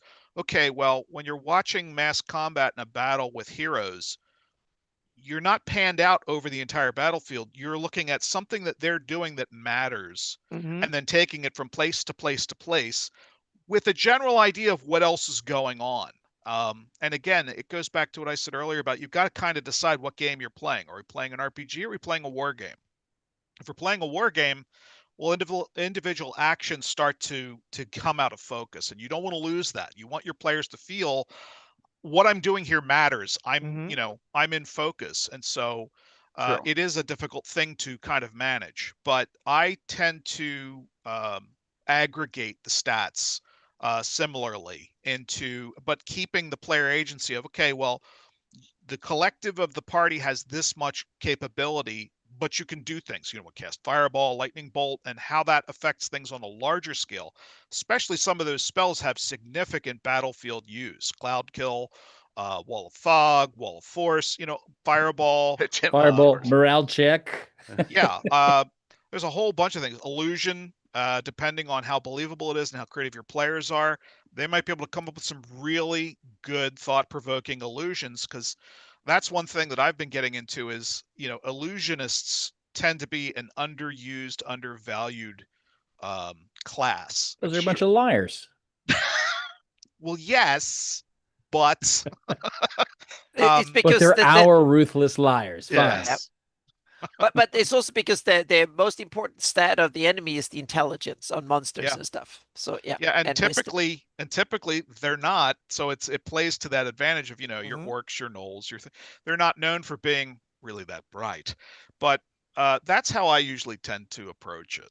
Cool. And speaking of Emeraldy Meadows, that's actually a scenario that I'm writing right now. Cool. That's why I was asking you about which squires were there. Yeah, exactly. Because I don't know if you saw in that one screenshot, there is a Gazumba one, and I tried to amalgamate it as you were back in the 80s, Jay. Yeah. Oh, feathered boy. hair in the part. Yes, the feathered hair and everything. That's awesome. Yeah. Those were the days, man. I've pushed the D&D numbers, mass battling, but usually mass battle against the characters. The Dark Hand fought a whole stockade full of humanoids, but one of the ways I mitigated is I did the old rule of if they're less than one hit die, you get one attack per fighter level. I was going to ask you about that. I remember that. That was, you could just cleave through people. I mean, it was a lot of fun I think Anna had fun. I think everyone had a lot of fun doing that. And then Carlos used a summoned elemental being, an Ildris Gru to plow through there. And then Anna had the kill stones she was chucking around. Her character were blowing them on the bits. And so I used that to accelerate the effects until they met the big bad ones. Yep. And there's always tricks.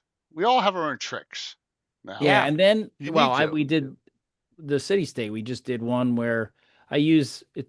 It's descriptive. The war, the battle is like a fight in a movie. It's just to advance the story, piece. Right? And then, and then if the plan is really good and you makes sense and has some flexibility to it, then I have it work out well. And if the plan was not that way, it would, disaster happens. What do you do? And, then you showed up and cut the head off the command, as it were, is really what happened. So the high levels went in, snuck into where they, the bosses were, and then burned the village down with like fireballs and then one character made the entire command structure insane. So a lot of that though is descriptive the right word, or you're getting the storyline, but you're not actually, what's the word? You're making some decisions, but those decisions, the DM has to really. I'm making the call. You're making the call. I'm making the call, and I'm making a decision on how it's working. Absolutely. Without breaking it down into a mechanic. Although I could, and saying this unit has so many hit points, this unit is a quick, fast way, dirty way to do it. And I like that. I've been thinking a lot about this with ships. Mm-hmm. Yeah, that's just another. I have a lot of good ideas on some modifications of ships I want to do, except it's only good if the players are really into it. If they really want to do that, it's good. Otherwise, it's unnecessary burden to figure it out, No, you're dead on, man. You're dead on. Yeah, so. Absolutely. Go ahead, Jeff. You going to say something, Jeff? Uh-oh. Jeff, were you going to say something? Sorry. Yeah. I was just saying, if you lean too much into the rules, you start turning into Pathfinder instead of D&D, where the mechanics tell you what to do versus you as the DM and the storyteller saying, look, this is how it's going to roll, Right. And speaking of that, there is a mass combat system that in Pathfinder in the Ultimate Campaign that is interesting as an example of what you can do, but maybe not what you should do, so to speak. And it's Kingdoms and War, and that's a different game because that plays out more like Axis and Allies or diplomacy. It's you build your kingdom, you build your settlements, and then you raise armies and you go to war and stuff. So, but that could be interesting too. I think around the table, that not too much, but if you put, there are various websites where you can create, and there's like the war game thing. I forgot what the name is, but you take a bad board game and you create a digital version of it, and you can use the rules and you can play by mail and stuff. That's where something like that could be really cool, that you can play out over a day. You simply do your turn, and then you hand that over, and then the other do their turn and stuff. So that way you can play more like a play by post game over the internet that way. That is something, that stuff like that could be really cool, that you do for downtime. Let's say you have high level players and they have a barony and they run things. That's where you can take that type of gameplay. It's not something you sit and do actively, but it will be great for downtime in between sessions. And then when there's heating up and the situation comes, then you send out your characters and the party and you play that thing through at the next session. And then you have this thing going on between session as a way of keeping the campaign going even when you're not playing. I can see that as an interesting option, but then that requires some good functioning IT support system, so to speak, that you can play that easy and have a map where you can see your counters, and then you put in your stuff and you send it off whenever it suits you. You take 5 minutes a day to run a scenario, or every couple of days or whatever, and then that move times forward, and that can then create the stuff. It's for like it's like an add-on to a West Marches campaign, for instance, or something like that, and you can run a variant of that. That is something I could definitely see. It's like a tiny light version of organized play for a play group, so to speak. A group of players can run something like that, and then okay, now we have an interesting situation that requires some hands-on. Send out some heroes and go deal with it. Yeah, so that's another variant of this that you might work. And there's several systems. I saw Adventure Day AAW had a 3rd edition, that several different 3rd edition rule system, including the one in Ultimate Campaign, that does similar things in different scale. The Ultimate Campaign is the one really up on top, run your kingdom and all of that, so to speak, down to the ones how to manage your skirmish game. And then there are versions in between, so to speak. So for me, I got to a point where I'm like, how do I make this so that I can, remember, how can I live stream it, right? And it's not going to be boring. Well, at least Jeff, it sounded like you had fun watching it on Saturday, right? So, absolutely. Absolutely. You. I appreciate that. You kept the tension high, man. So this is my start for it. Notice there's a lot of dead things on the table already. Number one, I have Vassal. Thank you, Kverin. Sorry. Vassal, yeah. Yep, I've limited the number of enemies here, knowing a 4.5 hour max time frame. So if you count, there's 2 back here, 1, 2, 3, 4, 5, 6, and 4 over here, 10, and then the 3 stone giants. There's only 13 enemies on the field, with one other spell. 14. There's 14, counting the bugbear spellcaster as well. It's an illusion of a grand mass combat, but it's really only 14 enemies. Did that include the stranglers? 16. Thank you, Jeff. 14 were the one you could see. Yes, the ones we could see, and 2 bugbear stranglers. Yes, absolutely. And so the scenario is preset. The fight's been going on for a couple days. They teleport up top here and then run down with it. And so I could get this. I know I can get this done in a 4-hour session. Pretty easily, because I know how combat's run in my game. And notice the terrain's kind of evolved since the first round, getting more and more, a little bit, just a little bit. These the waterways are unbelievable from Gamescape. So, so we're getting there on that. But that's how I was able to run this. And I can't have 8 characters playing. 6 is the most. And we had 4, because Tim was ill. We had 4 players and 2 NPCs. And one of the NPCs is intentionally irritable and a pain in the ass. That's Arabella Hotforge. So Tip's smiling at that. He knows the story behind Arabella. So there you go. So, and that's where we get, that's where I've evolved to. Being able to. That's how I describe most of your NPCs. Really? It's what? It's irritating? Yeah. No, not all of them, but there's a good collection of them. Okay. Yeah. Well, she kept on by design. You design. Well, she kept on berating Mike Disney as Scarn. So yeah. But this is where the fight started, and that's where we went from. So, and that's it makes it doable. Makes it doable on the channel. Stranglers get anybody? Almost. Yeah. Almost. You know, the Garrett, they get a save versus death magic on the Garrett, and then if so, yeah, then they backstab. But that's they get a save. You give them a save. Yeah. Now, real quick, I did it again. Do they have to roll the hit though? Yes. It's not an instant death, Tim. I know it takes a round or two. For you. Yeah. Yeah, for Tim. Not that. Yeah, for Tim, it's instant death. All right. By the way, I forgot to go over these. Bloodstone Pass. This is the first big one, battle system. Some people don't know about these others. Patriots of Ulick has a big battle system fight in the end of it. The adventures. This is the Ritter's March in Ulick. You know, let's up down this map at least. There's a decent map in there for that area of the northeast part of the Principality of Ulick. But there's a lot, and it's Anthony Pryor had on the show a while back.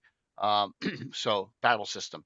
This one I had never seen before until I found this just doing research. And this is a basic series, Menser Basic. It's actually expert.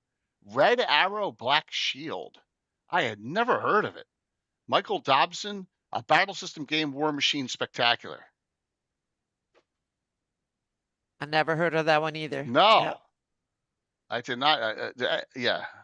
Oh, thank you. Cool name. Yeah. X10. Yeah. Patriots Ulick was definitely one there. So, Aegis, where'd you put it? I don't see a message from you. I put a pic in your Gazumba. In Facebook. Got it. Okay, cool. Thanks, man. Thank you very much. I'll take a look. Yeah, so those are some of the ones from Battle System that I'm aware of. Yeah. And, you know. What else we got here? Oh, I already had them up twice. Jeff, I gave you this. I gave you the battle. I put that in your Facebook Messenger. Oh, this thing from Mike. Okay, as well. Yeah. All right. So, thank you. Awesome. Thank you very much. All right. Did you at GaryCon, Greg? Okay, how was it? I'm just curious on that. And who DM'd it? I had fun battle in Smart where there were 6 entry tokens a map after each turn there was a wolf. So that's cool. Yeah, that sounds like a fun little scenario where it can pop it up a little bit. So, tricks of the trade. I've learned some things, and that is don't have too many players, don't have too many enemies. If you're going to have enemies, don't have too many have a couple if you want, but don't have too many flying creatures. Right? Don't have too many. Don't have 4 dragons flying around.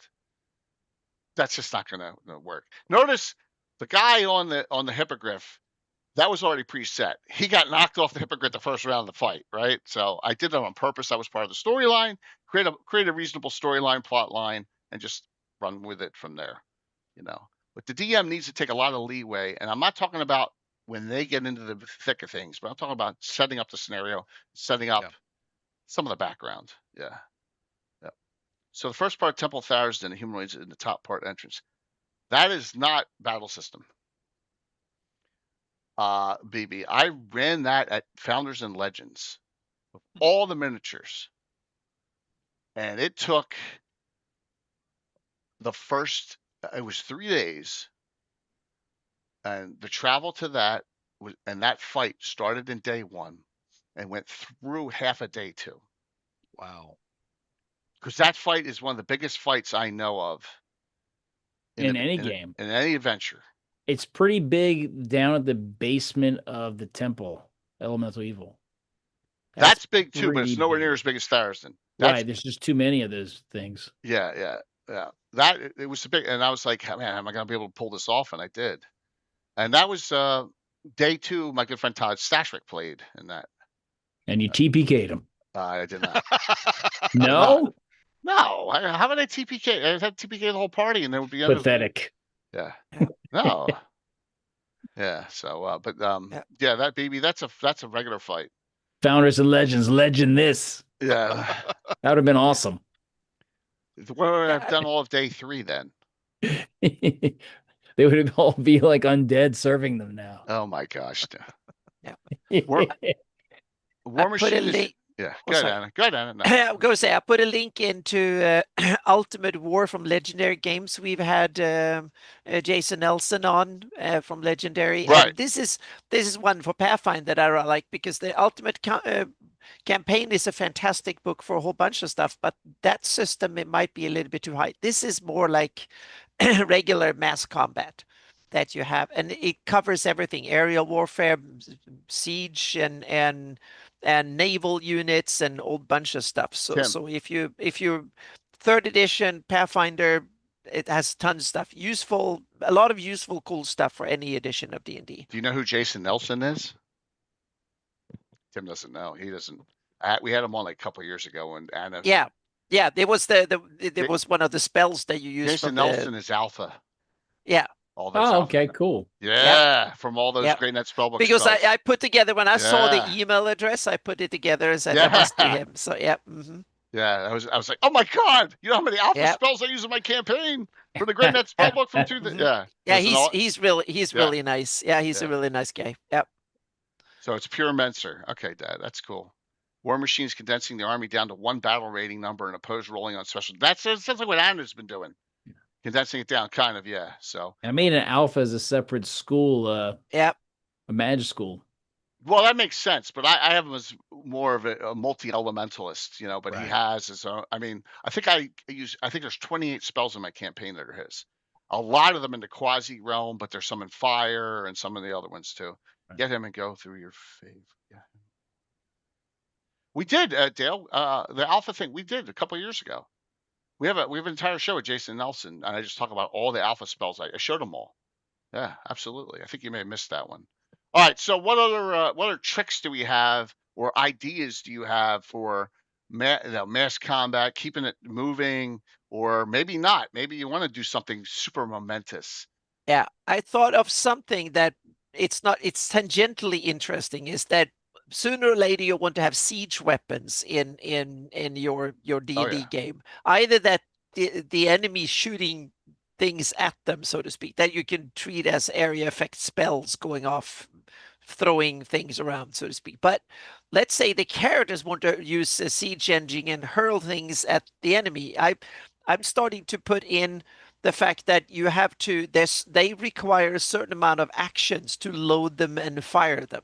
And then you need to have some sort of skill use in order to aim them properly to get the thing, and to know how much you need to tighten the whatever the ropes or whatever the function is, or how much ballast to put in them and stuff like that. And then you need, like, a big siege engine might need 5 actions or something. So if there is a single person doing it, it will take 5 rounds for it to reload it, but 5 characters can do it. But then you need someone to coordinate them who knows what they're doing, so to speak. So it's a crew-served weapon. Exactly. So put in the stats and realize how many actions is needed, and then someone to coordinate them. Otherwise, it will take longer, and you will not have to explain. They have to figure it out and then do it while under. I need a siege engine fumble table. Yeah. Oh, God, yeah. Yeah. Or even worse, you can simply say, you see this thing, and then let them ask, and then the time goes, and then the orcs come, or someone else throw a rock at them. Or I actually like the siege engines right out of Dungeon Master's Guide. I think they work well. The minimum number of crew. Yeah. It's basic enough. Yeah. That, like, I had that ballista on the top, but I'm not going to use it because it's going to slow the game down, right? I had the ballista on the top of the tower because they were out of guys to do it. But sorry, go ahead. No, go ahead. No, I was going to say, instead of having a minimum crew, I just set the number of actions, because then you can have one scrambling around half the day and actually get some away, so to speak. So a way of getting around it. Can one guy do a trebuchet? Not some of them are probably impossible to do, because there's some of them are like you need to do simultaneous actions or whatever to maybe in with order a to do speed it. or a haste potion or something. Or if you're really, really strong. It depends on the size of the boulder. Yeah, that too. I can see ballista. I can see one guy doing a ballista, maybe. But. Yeah, there's some of them. Some of them are if you can put the boulder in the net that throws it around or whatever and stuff like that. So that it depends on what it is, but put in a lot of stuff like that. So yeah. All right, let me see. I'm going to try and look. All right. So other ideas or suggestions from Jeff or Tim? What do you got? Nothing else. I do. Go ahead, Jeff. No, I was just going to say I really can't think of much else other than just keeping the narrative flowing. The focus, but that's really it. Okay. I'm going to say that I just want to. I like Anna's rules, the minion rule, where if the character does like you set the level, whether it's 5 hit points, and if they do under 5 hit points, they didn't kill them. If they do over, you just take it out, and you don't have to worry about the math. Of like, oh, this guy had 7 hit points, you did 5, and there's 2. You just set a limit where if they don't do enough, then they didn't kill anybody and they're still fighting, and that'll makes it much quicker. And the multiple attacker on one opponent rule of +1 per additional attacker on somebody. I like those too. When you have a mass attacking one person. Yep. I'm trying to find each service post. I've done only one cut of mass melee. It was only 15 on 15, but I never got hit by the person in front of me. It was always somebody who had managed to make a break and came up on the flank, and you didn't see him. Now multiple attackers. I was lucky enough, and I'll just mention it, at Page last year on a Friday night to be part of Joe Block's Battle of Emerald Meadows scenario, with his new rule systems with the miniatures and all that. And it was pretty historically accurate as far as what troops were there, what leaders were there. But once again, those rules always have some weird glitches. And the one that he had was null troops. If null troops come together, each unit, they will attack each other. And I don't know where he got that from, but so we use that to our advantage. I brought all the Elven archers that were hidden in secret to take out the orc leaders from behind, so, but it was a fun night. It was fun to do. And I know he's constantly. They're aggressive tribally, right? All the human, a lot of humanoids are aggressive tribally. So then they. Yeah. Rob was there too. Rob was on the good guy side too. Yeah. We had fun with it. Andy was there too. I saw the setup. of it. Yeah. I can bring it up from Page. And my son was there too. It was a good time from last year, and I'm not sure how far he's gotten along with those rules. Yeah. How long was the scenario? Was it like a 4-hour, 2-hour, 6-hour? I think. Okay. All right, here I got some pictures. And he said it was pre-set up for you though, right? Yeah, he had it pre-set up. So here we go. I got Page up here. Was it like 15 millimeter miniatures or something? Because there was it's either 15 or 10. I can't remember which. All right, there's Shane. There's Joe Block. It's called All Adventures Dark and Deep Swords of Battle, right? And there's Rob, myself. A couple other players. I don't think he's released it. Yeah, I don't think he's released it yet. But he might have. But here's some blow-ups of the fight. You can see here, Certain, Wilfred, and Thrommel's here. Yes, up in this. The vampire one? No, not the. No, suck it. He's fighting on the enemy side. Yeah. When they kill him, he becomes a vampire. I don't know. Yeah. But the good thing is that my son actually even got into moving the miniatures and stuff, which was good to see him interested, in it. So, and there's the original lines of of combat. Well, Certain did survive that time, says Rob. So, yep. Yeah, we kicked the shit out of them. Yeah. Yeah, we did. As you should. And they did have did they have a dragon? They had a dragon on the field. I think I saw that one because Troy and me, we came and went like 3 or 4 times. That's right. I believe you had mentioned you thought they were mismanaging it and didn't maximize. There it is. There's a dragon right there. Didn't maximize its potentiality. I set up a pincer point here with the pikemen of that defensive thing, and they would just come in and So, but it was an interesting, it was an interesting time. So this was, I would say, is large scale combat. Greyhawk, which was cool. Joe's done a lot of work with it, so we'll see if I don't know if he's going to do more of it at Page or not, but it was neat. It was something else. I was glad to play, and it was relaxing. We were at the hotel, so we're not, and we're just chilling out, and then it was late night, and then get eat and then go to sleep. So right, Rob, it was fun. Certain did, yeah. We all certain did survive. So yeah, a neat thing there. So. Yeah, font Thrumel simulacrum stuff. Simulacrum of a shade, right, Tim? Yeah, that's right. Exactly. Oh my God.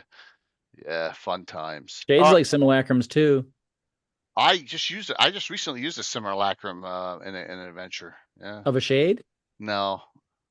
But you used the shade though. No. I used they had to defend a woman who was creating who was a silent one, an ex-silent one, who was turning herself into a shade, and the silent ones came to stop her, right?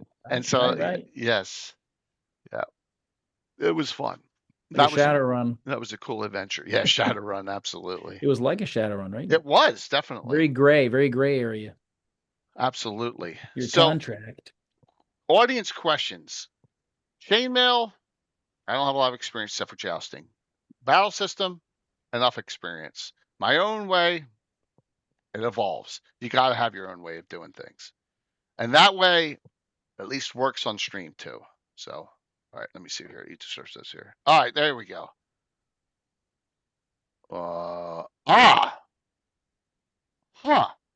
And this is a supplement.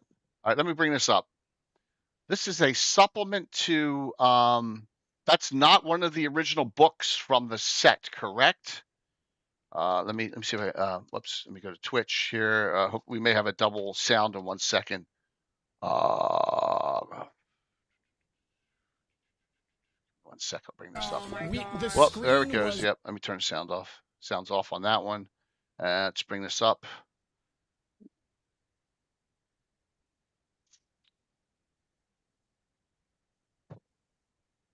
Swords and spells. There we go. I've never seen that before. I think I might have that PDF. Yeah, really? I was going to say, yeah. I might. Okay. Thank you, dude. Thank you very much. I really appreciate you sharing that. At TSR 2007. Well, that's a reprint. That's got to be it. Yeah, but no, the number. Hang on a second. TSR 2007 is the number. Oh, yeah, it was the product number. Yeah. That's available on Drive-Thru-RPG? I doubt it. No, Fantastic I don't think so. Miniatures rules. Yeah. I thought I had it. Nope. I've never seen it. It's from 1976. Yeah. Guy got to talk about how to use this instead of Chainmail, 1976. I wonder why he would do that, considering he bought the rights to Chainmail. That's really interesting. Have I seen this, Dale? I don't recall ever seeing it. Interesting. Well, that's cool though. That's cool. I'm gonna look for it. And I haven't used this one. I've never. I'll look for it. It's too old for me to try it out. So yeah. Anna. No, but to be honest, I wasn't that into D&D until first edition D&D. So it is on Drive-Thru. All right, so I can get a copy on Drive-Thru RPG real easily on PDF. Okay. Cool. Yeah. Very, very cool. We can do that. Thank you, Wolf. All right. Yeah, I've tested did not know that at all. Yeah, it's so cool. Yeah, there's been many takes at this because it's kind of an obvious things you might want to get into, so to speak. It's kind of adjacent to what we normally do that there is often a need from time to time in campaigns for something bigger than just the party fighting a few other monsters and NPCs or and stuff. So I'm gonna head out. Yeah, Tim. Have a good one. But hope you're feeling better. Like as far as mass combat goes, I'm for it. All right. As long as there are crits involved. See ya. As long as there's crits involved, I'm for it. Okay. Yep. Then we have to. Yep. All right, Tim. Well, thanks for coming on, man. I know you're not feeling great, and hope you have a good one. Thanks. All right, man. Talk to you later. The ever mysterious Tim, everyone. So, yeah. All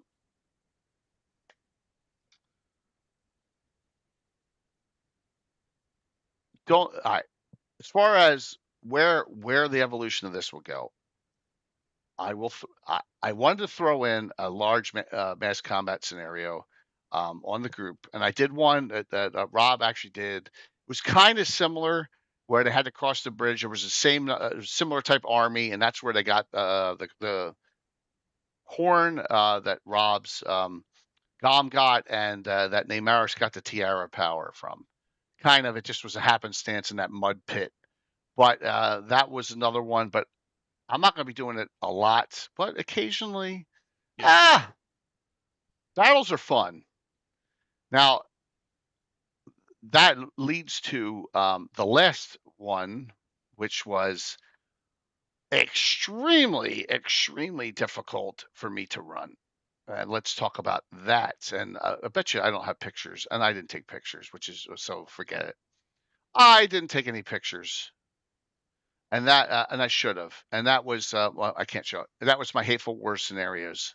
I ran the entirety of, and really out of the three of them, the first one was mostly the one that was all combat, and that was the Death of Prince Treseren, where everyone played a character they knew was going to die, right? Because it was completely wiped out. It was fun. It was all ancestors, and it started running later and later and later. Even Ed Greenwood's character was still alive, and like only half the characters were dead.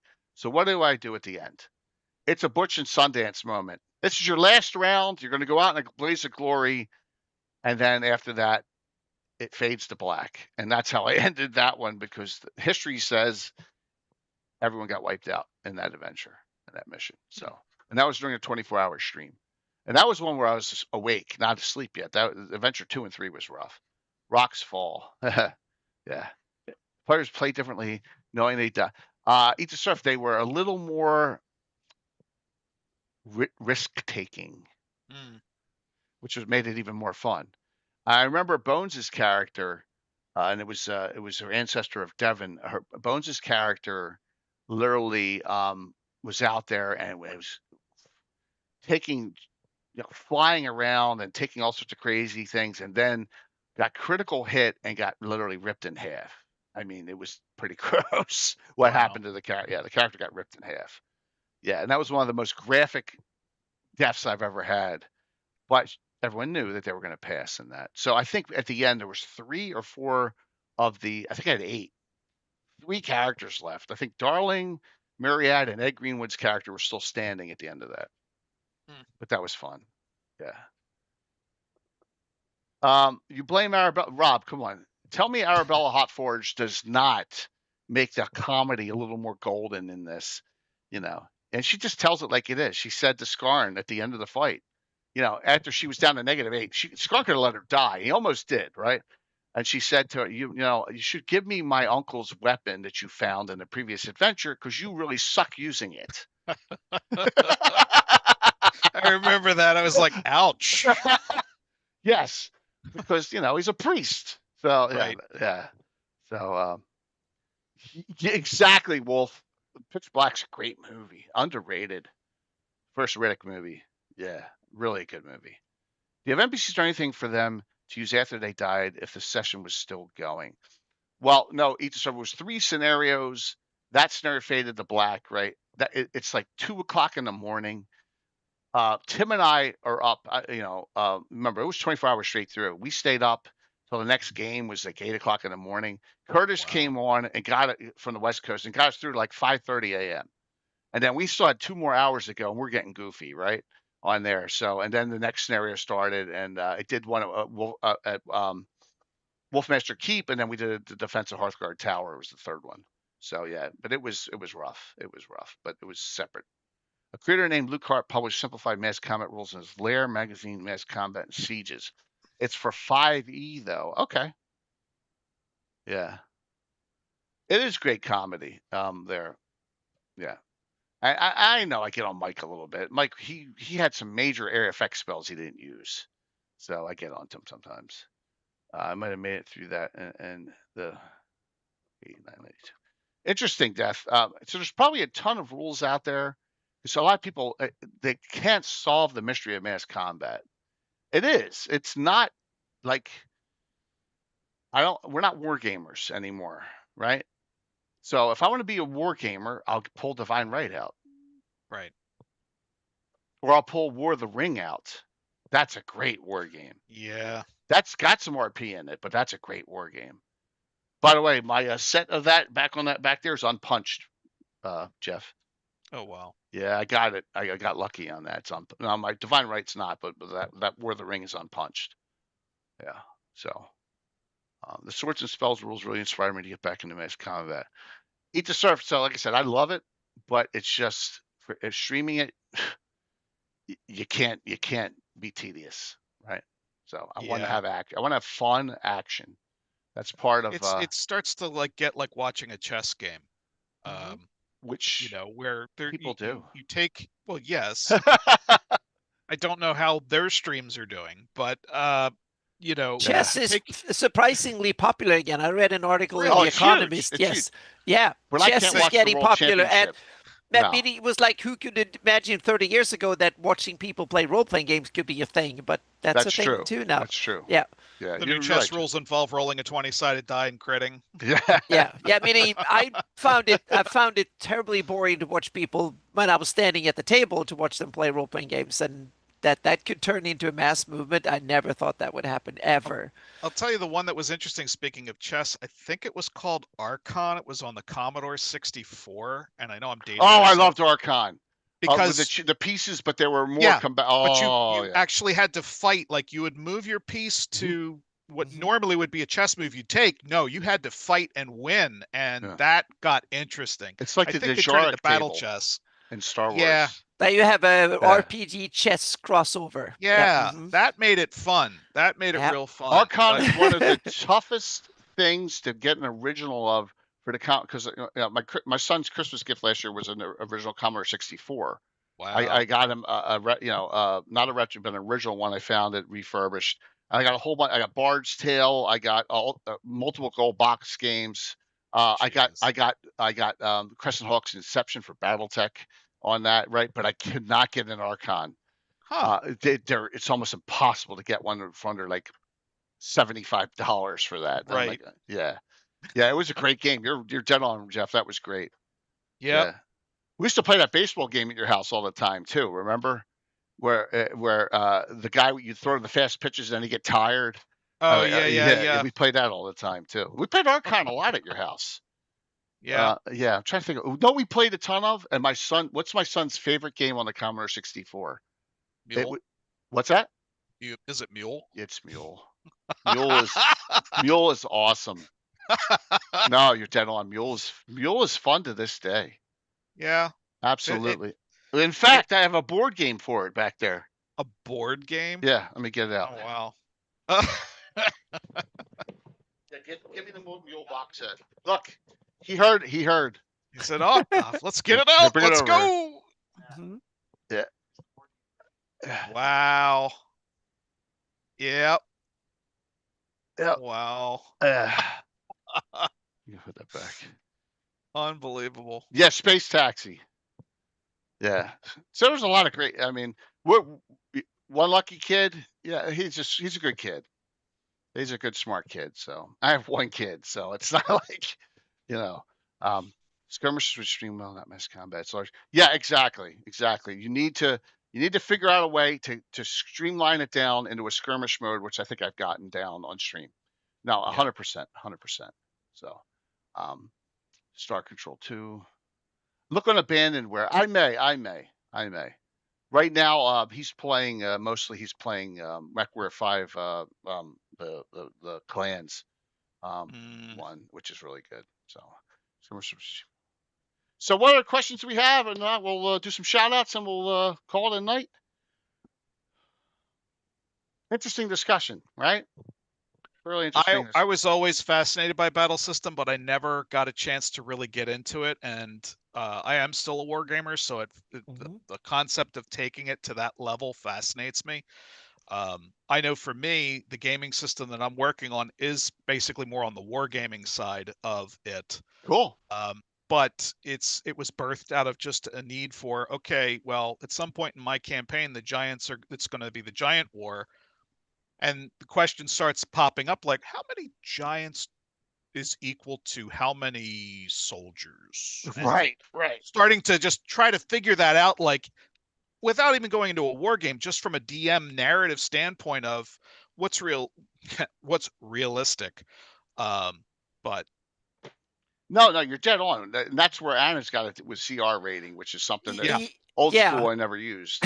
No, exactly. I always felt like I needed a complement to the regular style of play, not replacing it, but a complementary to normal style play. I've tried everything from first edition battle system, and then especially during the third edition Pathfinder era, that was like half a dozen different systems that we tested 3 or 4 or 5 times just to see if it worked and so on. But that gave me an idea of what I wanted, because they were always awesome in one aspect or the other, but they were either too complicated, or they took the stuff too far away, or they were too simple, or whatever. So so it's something that flavor is really important in this era, meaning what's your need, so to speak. That is really important, the speed and the flavor. Or do you want super crunch and it should take off and be its own thing almost?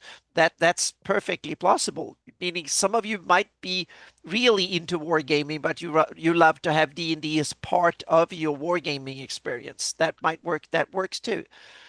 If I remember correctly, Swords and Sorcery had a dual mode. It was primarily a war game, but there was an option with the heroes that you mean the box set? Yeah. That you could actually duel off, and they had a separate like arena map for them to fight it out and cast spells. It was like a D&D light. But that I never played it that way. Yep, me neither. But very interesting. Yep. Very, very interesting. So, Jeff, if you want to link both of your stuff that's available for drive-through, please do. Because Jeff's, remember, we gave away one of his first one that was which was In Search of the Unknown for 5th edition, right? Redone. Yep. And then now you got your second one on there. It's I just put Web of Chaos. That's the prequel. So you know, why do anything easy? I actually have a 21 module series from level 1 to level 18 that'll take you at some point through the GDQ series and Joe Block's Q. I got to work on it down the road, but I have a plot for it, which for the is extra Men's of Aronson. It's Q2 Web of Souls. What he wrote, which was the original Gary Gygax intended ending, and I've got a couple of plot twists that. Nice. Who knows? Maybe I'll get to see Joe at like Page or something. And pick his brain. Joe will definitely. Yeah, you should go. Another reason to go is see Joe there, because he. Absolutely. He's a vendor there, and large. Of course, Jeff. We're always trying to change it up here a little bit. It's just. Mass combat is something I've always wanted to figure out how to make it better and how to do it so it can stream it and do it so that it's entertaining and do it so that players like it. All that's got to be in a part of it, and so far so good. So and I'll just keep on doing that because it's part of the game. Yep. So here's some Jeff's of DM's Guild things that Jeff's got on there. Please check them out. And cool. Things are going really well. Dude, you should definitely make it a page. That'd be fantastic. That'd be a fun time. Anna, what do you got going on?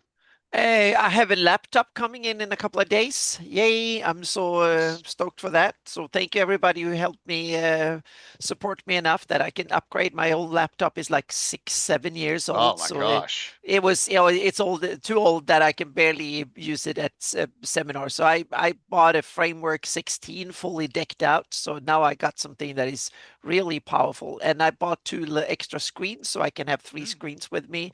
So I can have my cool little setup when I go to conventions and stuff. And I will use it as my streaming computer and stuff at home too for email and everything. So it will be my sidekick, so to speak. So that is coming. So setting that up, there will be a nice Christmas present this year. Will be my only Christmas present, but it will be a big one. So I'm really happy. And I got it before all the new prices kicked in and stuff, because I pre-ordered it like 6 months ago. Yeah, so the Rams are going crazy now, right? Oh yeah, it's going crazy, but I locked in my price by paying a couple of $100 6 months ago. ago. So took a risk there, but that paid off now. So it didn't go up in price. Yep. So that's coming with 10 terabyte of hard drive, so I can have my stuff with me. Yep. What? Nice. Yep. 10 terabyte of SSD hard drive in it. Wow. Yeah, on a laptop. Yes. Yep. So it comes decked out, and I mean it's fully decked out. It is fully decked out. So yeah. Wow. So it has the and it goes big or goes home. Oh yes. Seriously. When it comes to stuff, yeah. Because my files are too big, I don't want to have to rely on it's probably 64 or 128 gigs. Yeah, RAM. It's 128 gigabyte of RAM in it. So yeah. So it's 96 gigabytes of RAM. Sorry, not 128. So yeah. And an NVIDIA 5070 GPU and stuff in there. So it's only 10 square miles of your Greyhawk map and a 10 terabytes. Exactly. That's a problem. I can only 10 square miles at a time. No, but the thing is that now I can have all my stuff with me when I go to conventions. So I can show things live and not only show screenshots and stuff like that when I run my games and all that. So it's there. So that is coming. But I'm also now doing my year wrap up. I have like 4 or 5, maybe 6 blog posts I want out before the end of the year. And there's also a big thing that I need to dump for the Melf's guide and setting up for a page. So I'm working really, really hard to get all of it done. So I'm going to put out a few blog posts, a bunch of them coming out before the New Year's, because I'm going to run the game at page using the second alpha of my Hawktail rules that has an updated combat system and stuff like that. All the feedback I got from playing like 100 sessions, I now set down and try to get it updated. That alpha will also be publicly released for the first time. I've hold of this for 5 years while development, and I barely showed anybody. So more than the people that have test played have just seen this. So I'm going to write up all the rules, at least the first batch might be 5th level, but I'm trying to make it to 10th level originally, and then release the next set of levels later next year, so to speak. So and that will be the rules only in alpha, so there would not be a lot of fluff text or anything like that. So it would just be the rules. But that's the intention, and the goal is to do that, and also have like a large batch of new Greyhawk maps coming out this spring too. So it's has been a kind of a not much to show for it, but there will be some cool screenshots and stuff coming on. So when the new maps are starting to come out, they will be really, really cool. Yeah. So yeah, and there will be a stream on Friday. Yep. As well. Very cool. Yep. This week, Wednesday. All right. We continue with the 83 box set, and we do Events of the Flannis. All right. And Legends and Lore. We got halfway through the 83 box set. We'll do the second book. Then we'll go to the Rob Kuntz / Gary Gygax stories in there, which add into official lore of Greyhawk. And you'll see some of that stuff bleed over in certain areas of other publications. And then we'll go, eventually we'll hit the From the Ashes. But I don't think we'll get to that with the pace that we're going. Thursday night, it'll be a high-level adventure with my guys. One character. So they can. I think they can. I give them a limit of 12th to 13th level characters. So we're going to see some classics come out in this one on Thursday, because I won't have one the next week. It's Christmas, or the week after that it's New Year's. So with my crew, so we'll do that on Thursday, and then Saturday, the crew so far: Reliquary Recovery.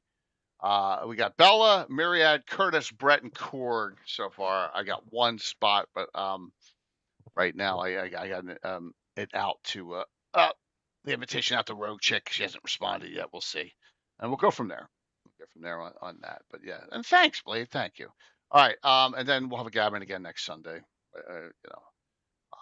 Jeff, thanks for coming on. Oh, absolutely. Yes. Thank you for having me on. Yeah, great having you. Oh God, Curtis and Brett. Yes, Curtis and Brett, Jeff, and they're playing the Fridolin and Frederick Coldwell, ancestors of Fritz Winchester, that were from that Hateful War scenarios that are in the future and present day now.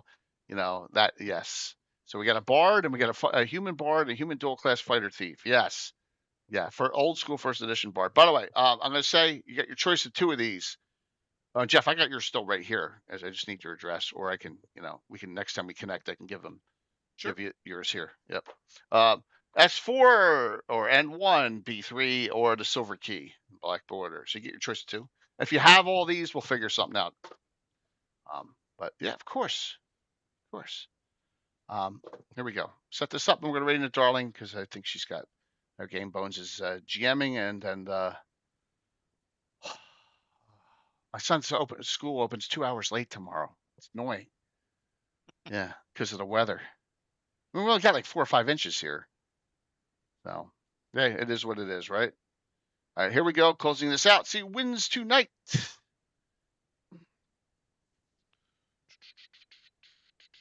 Winner is Celtic Boar. Congrats.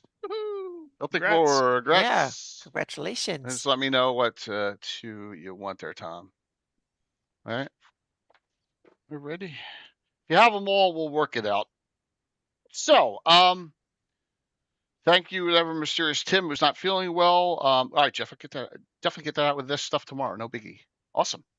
And we'll, Jeff, thanks for coming on, man. I really appreciate it. Glad to see things are going well. Sorry about your game, but I'm glad you were entertained yesterday. That's all. I'm glad to hear that. So, because Vi was really, she was scared. Rarely does she get scared in a game for dying. So that's immersive. Yeah. It was. It's good to hear. I appreciate that. And so everyone, see you all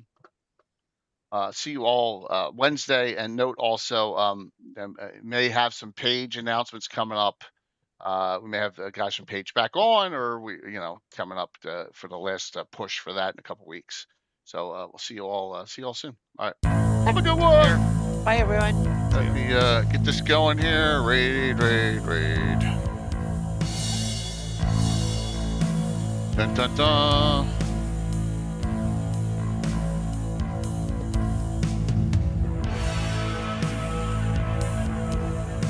Eric Mona's playing in the game too, which is good. Oh my God, they all look. I mean, Darling looks really disturbing, but Eric looks really disease-ridden. It's awesome. 5, 4, 3, 2, 1. See you Wednesday. Planet Rot. Oh.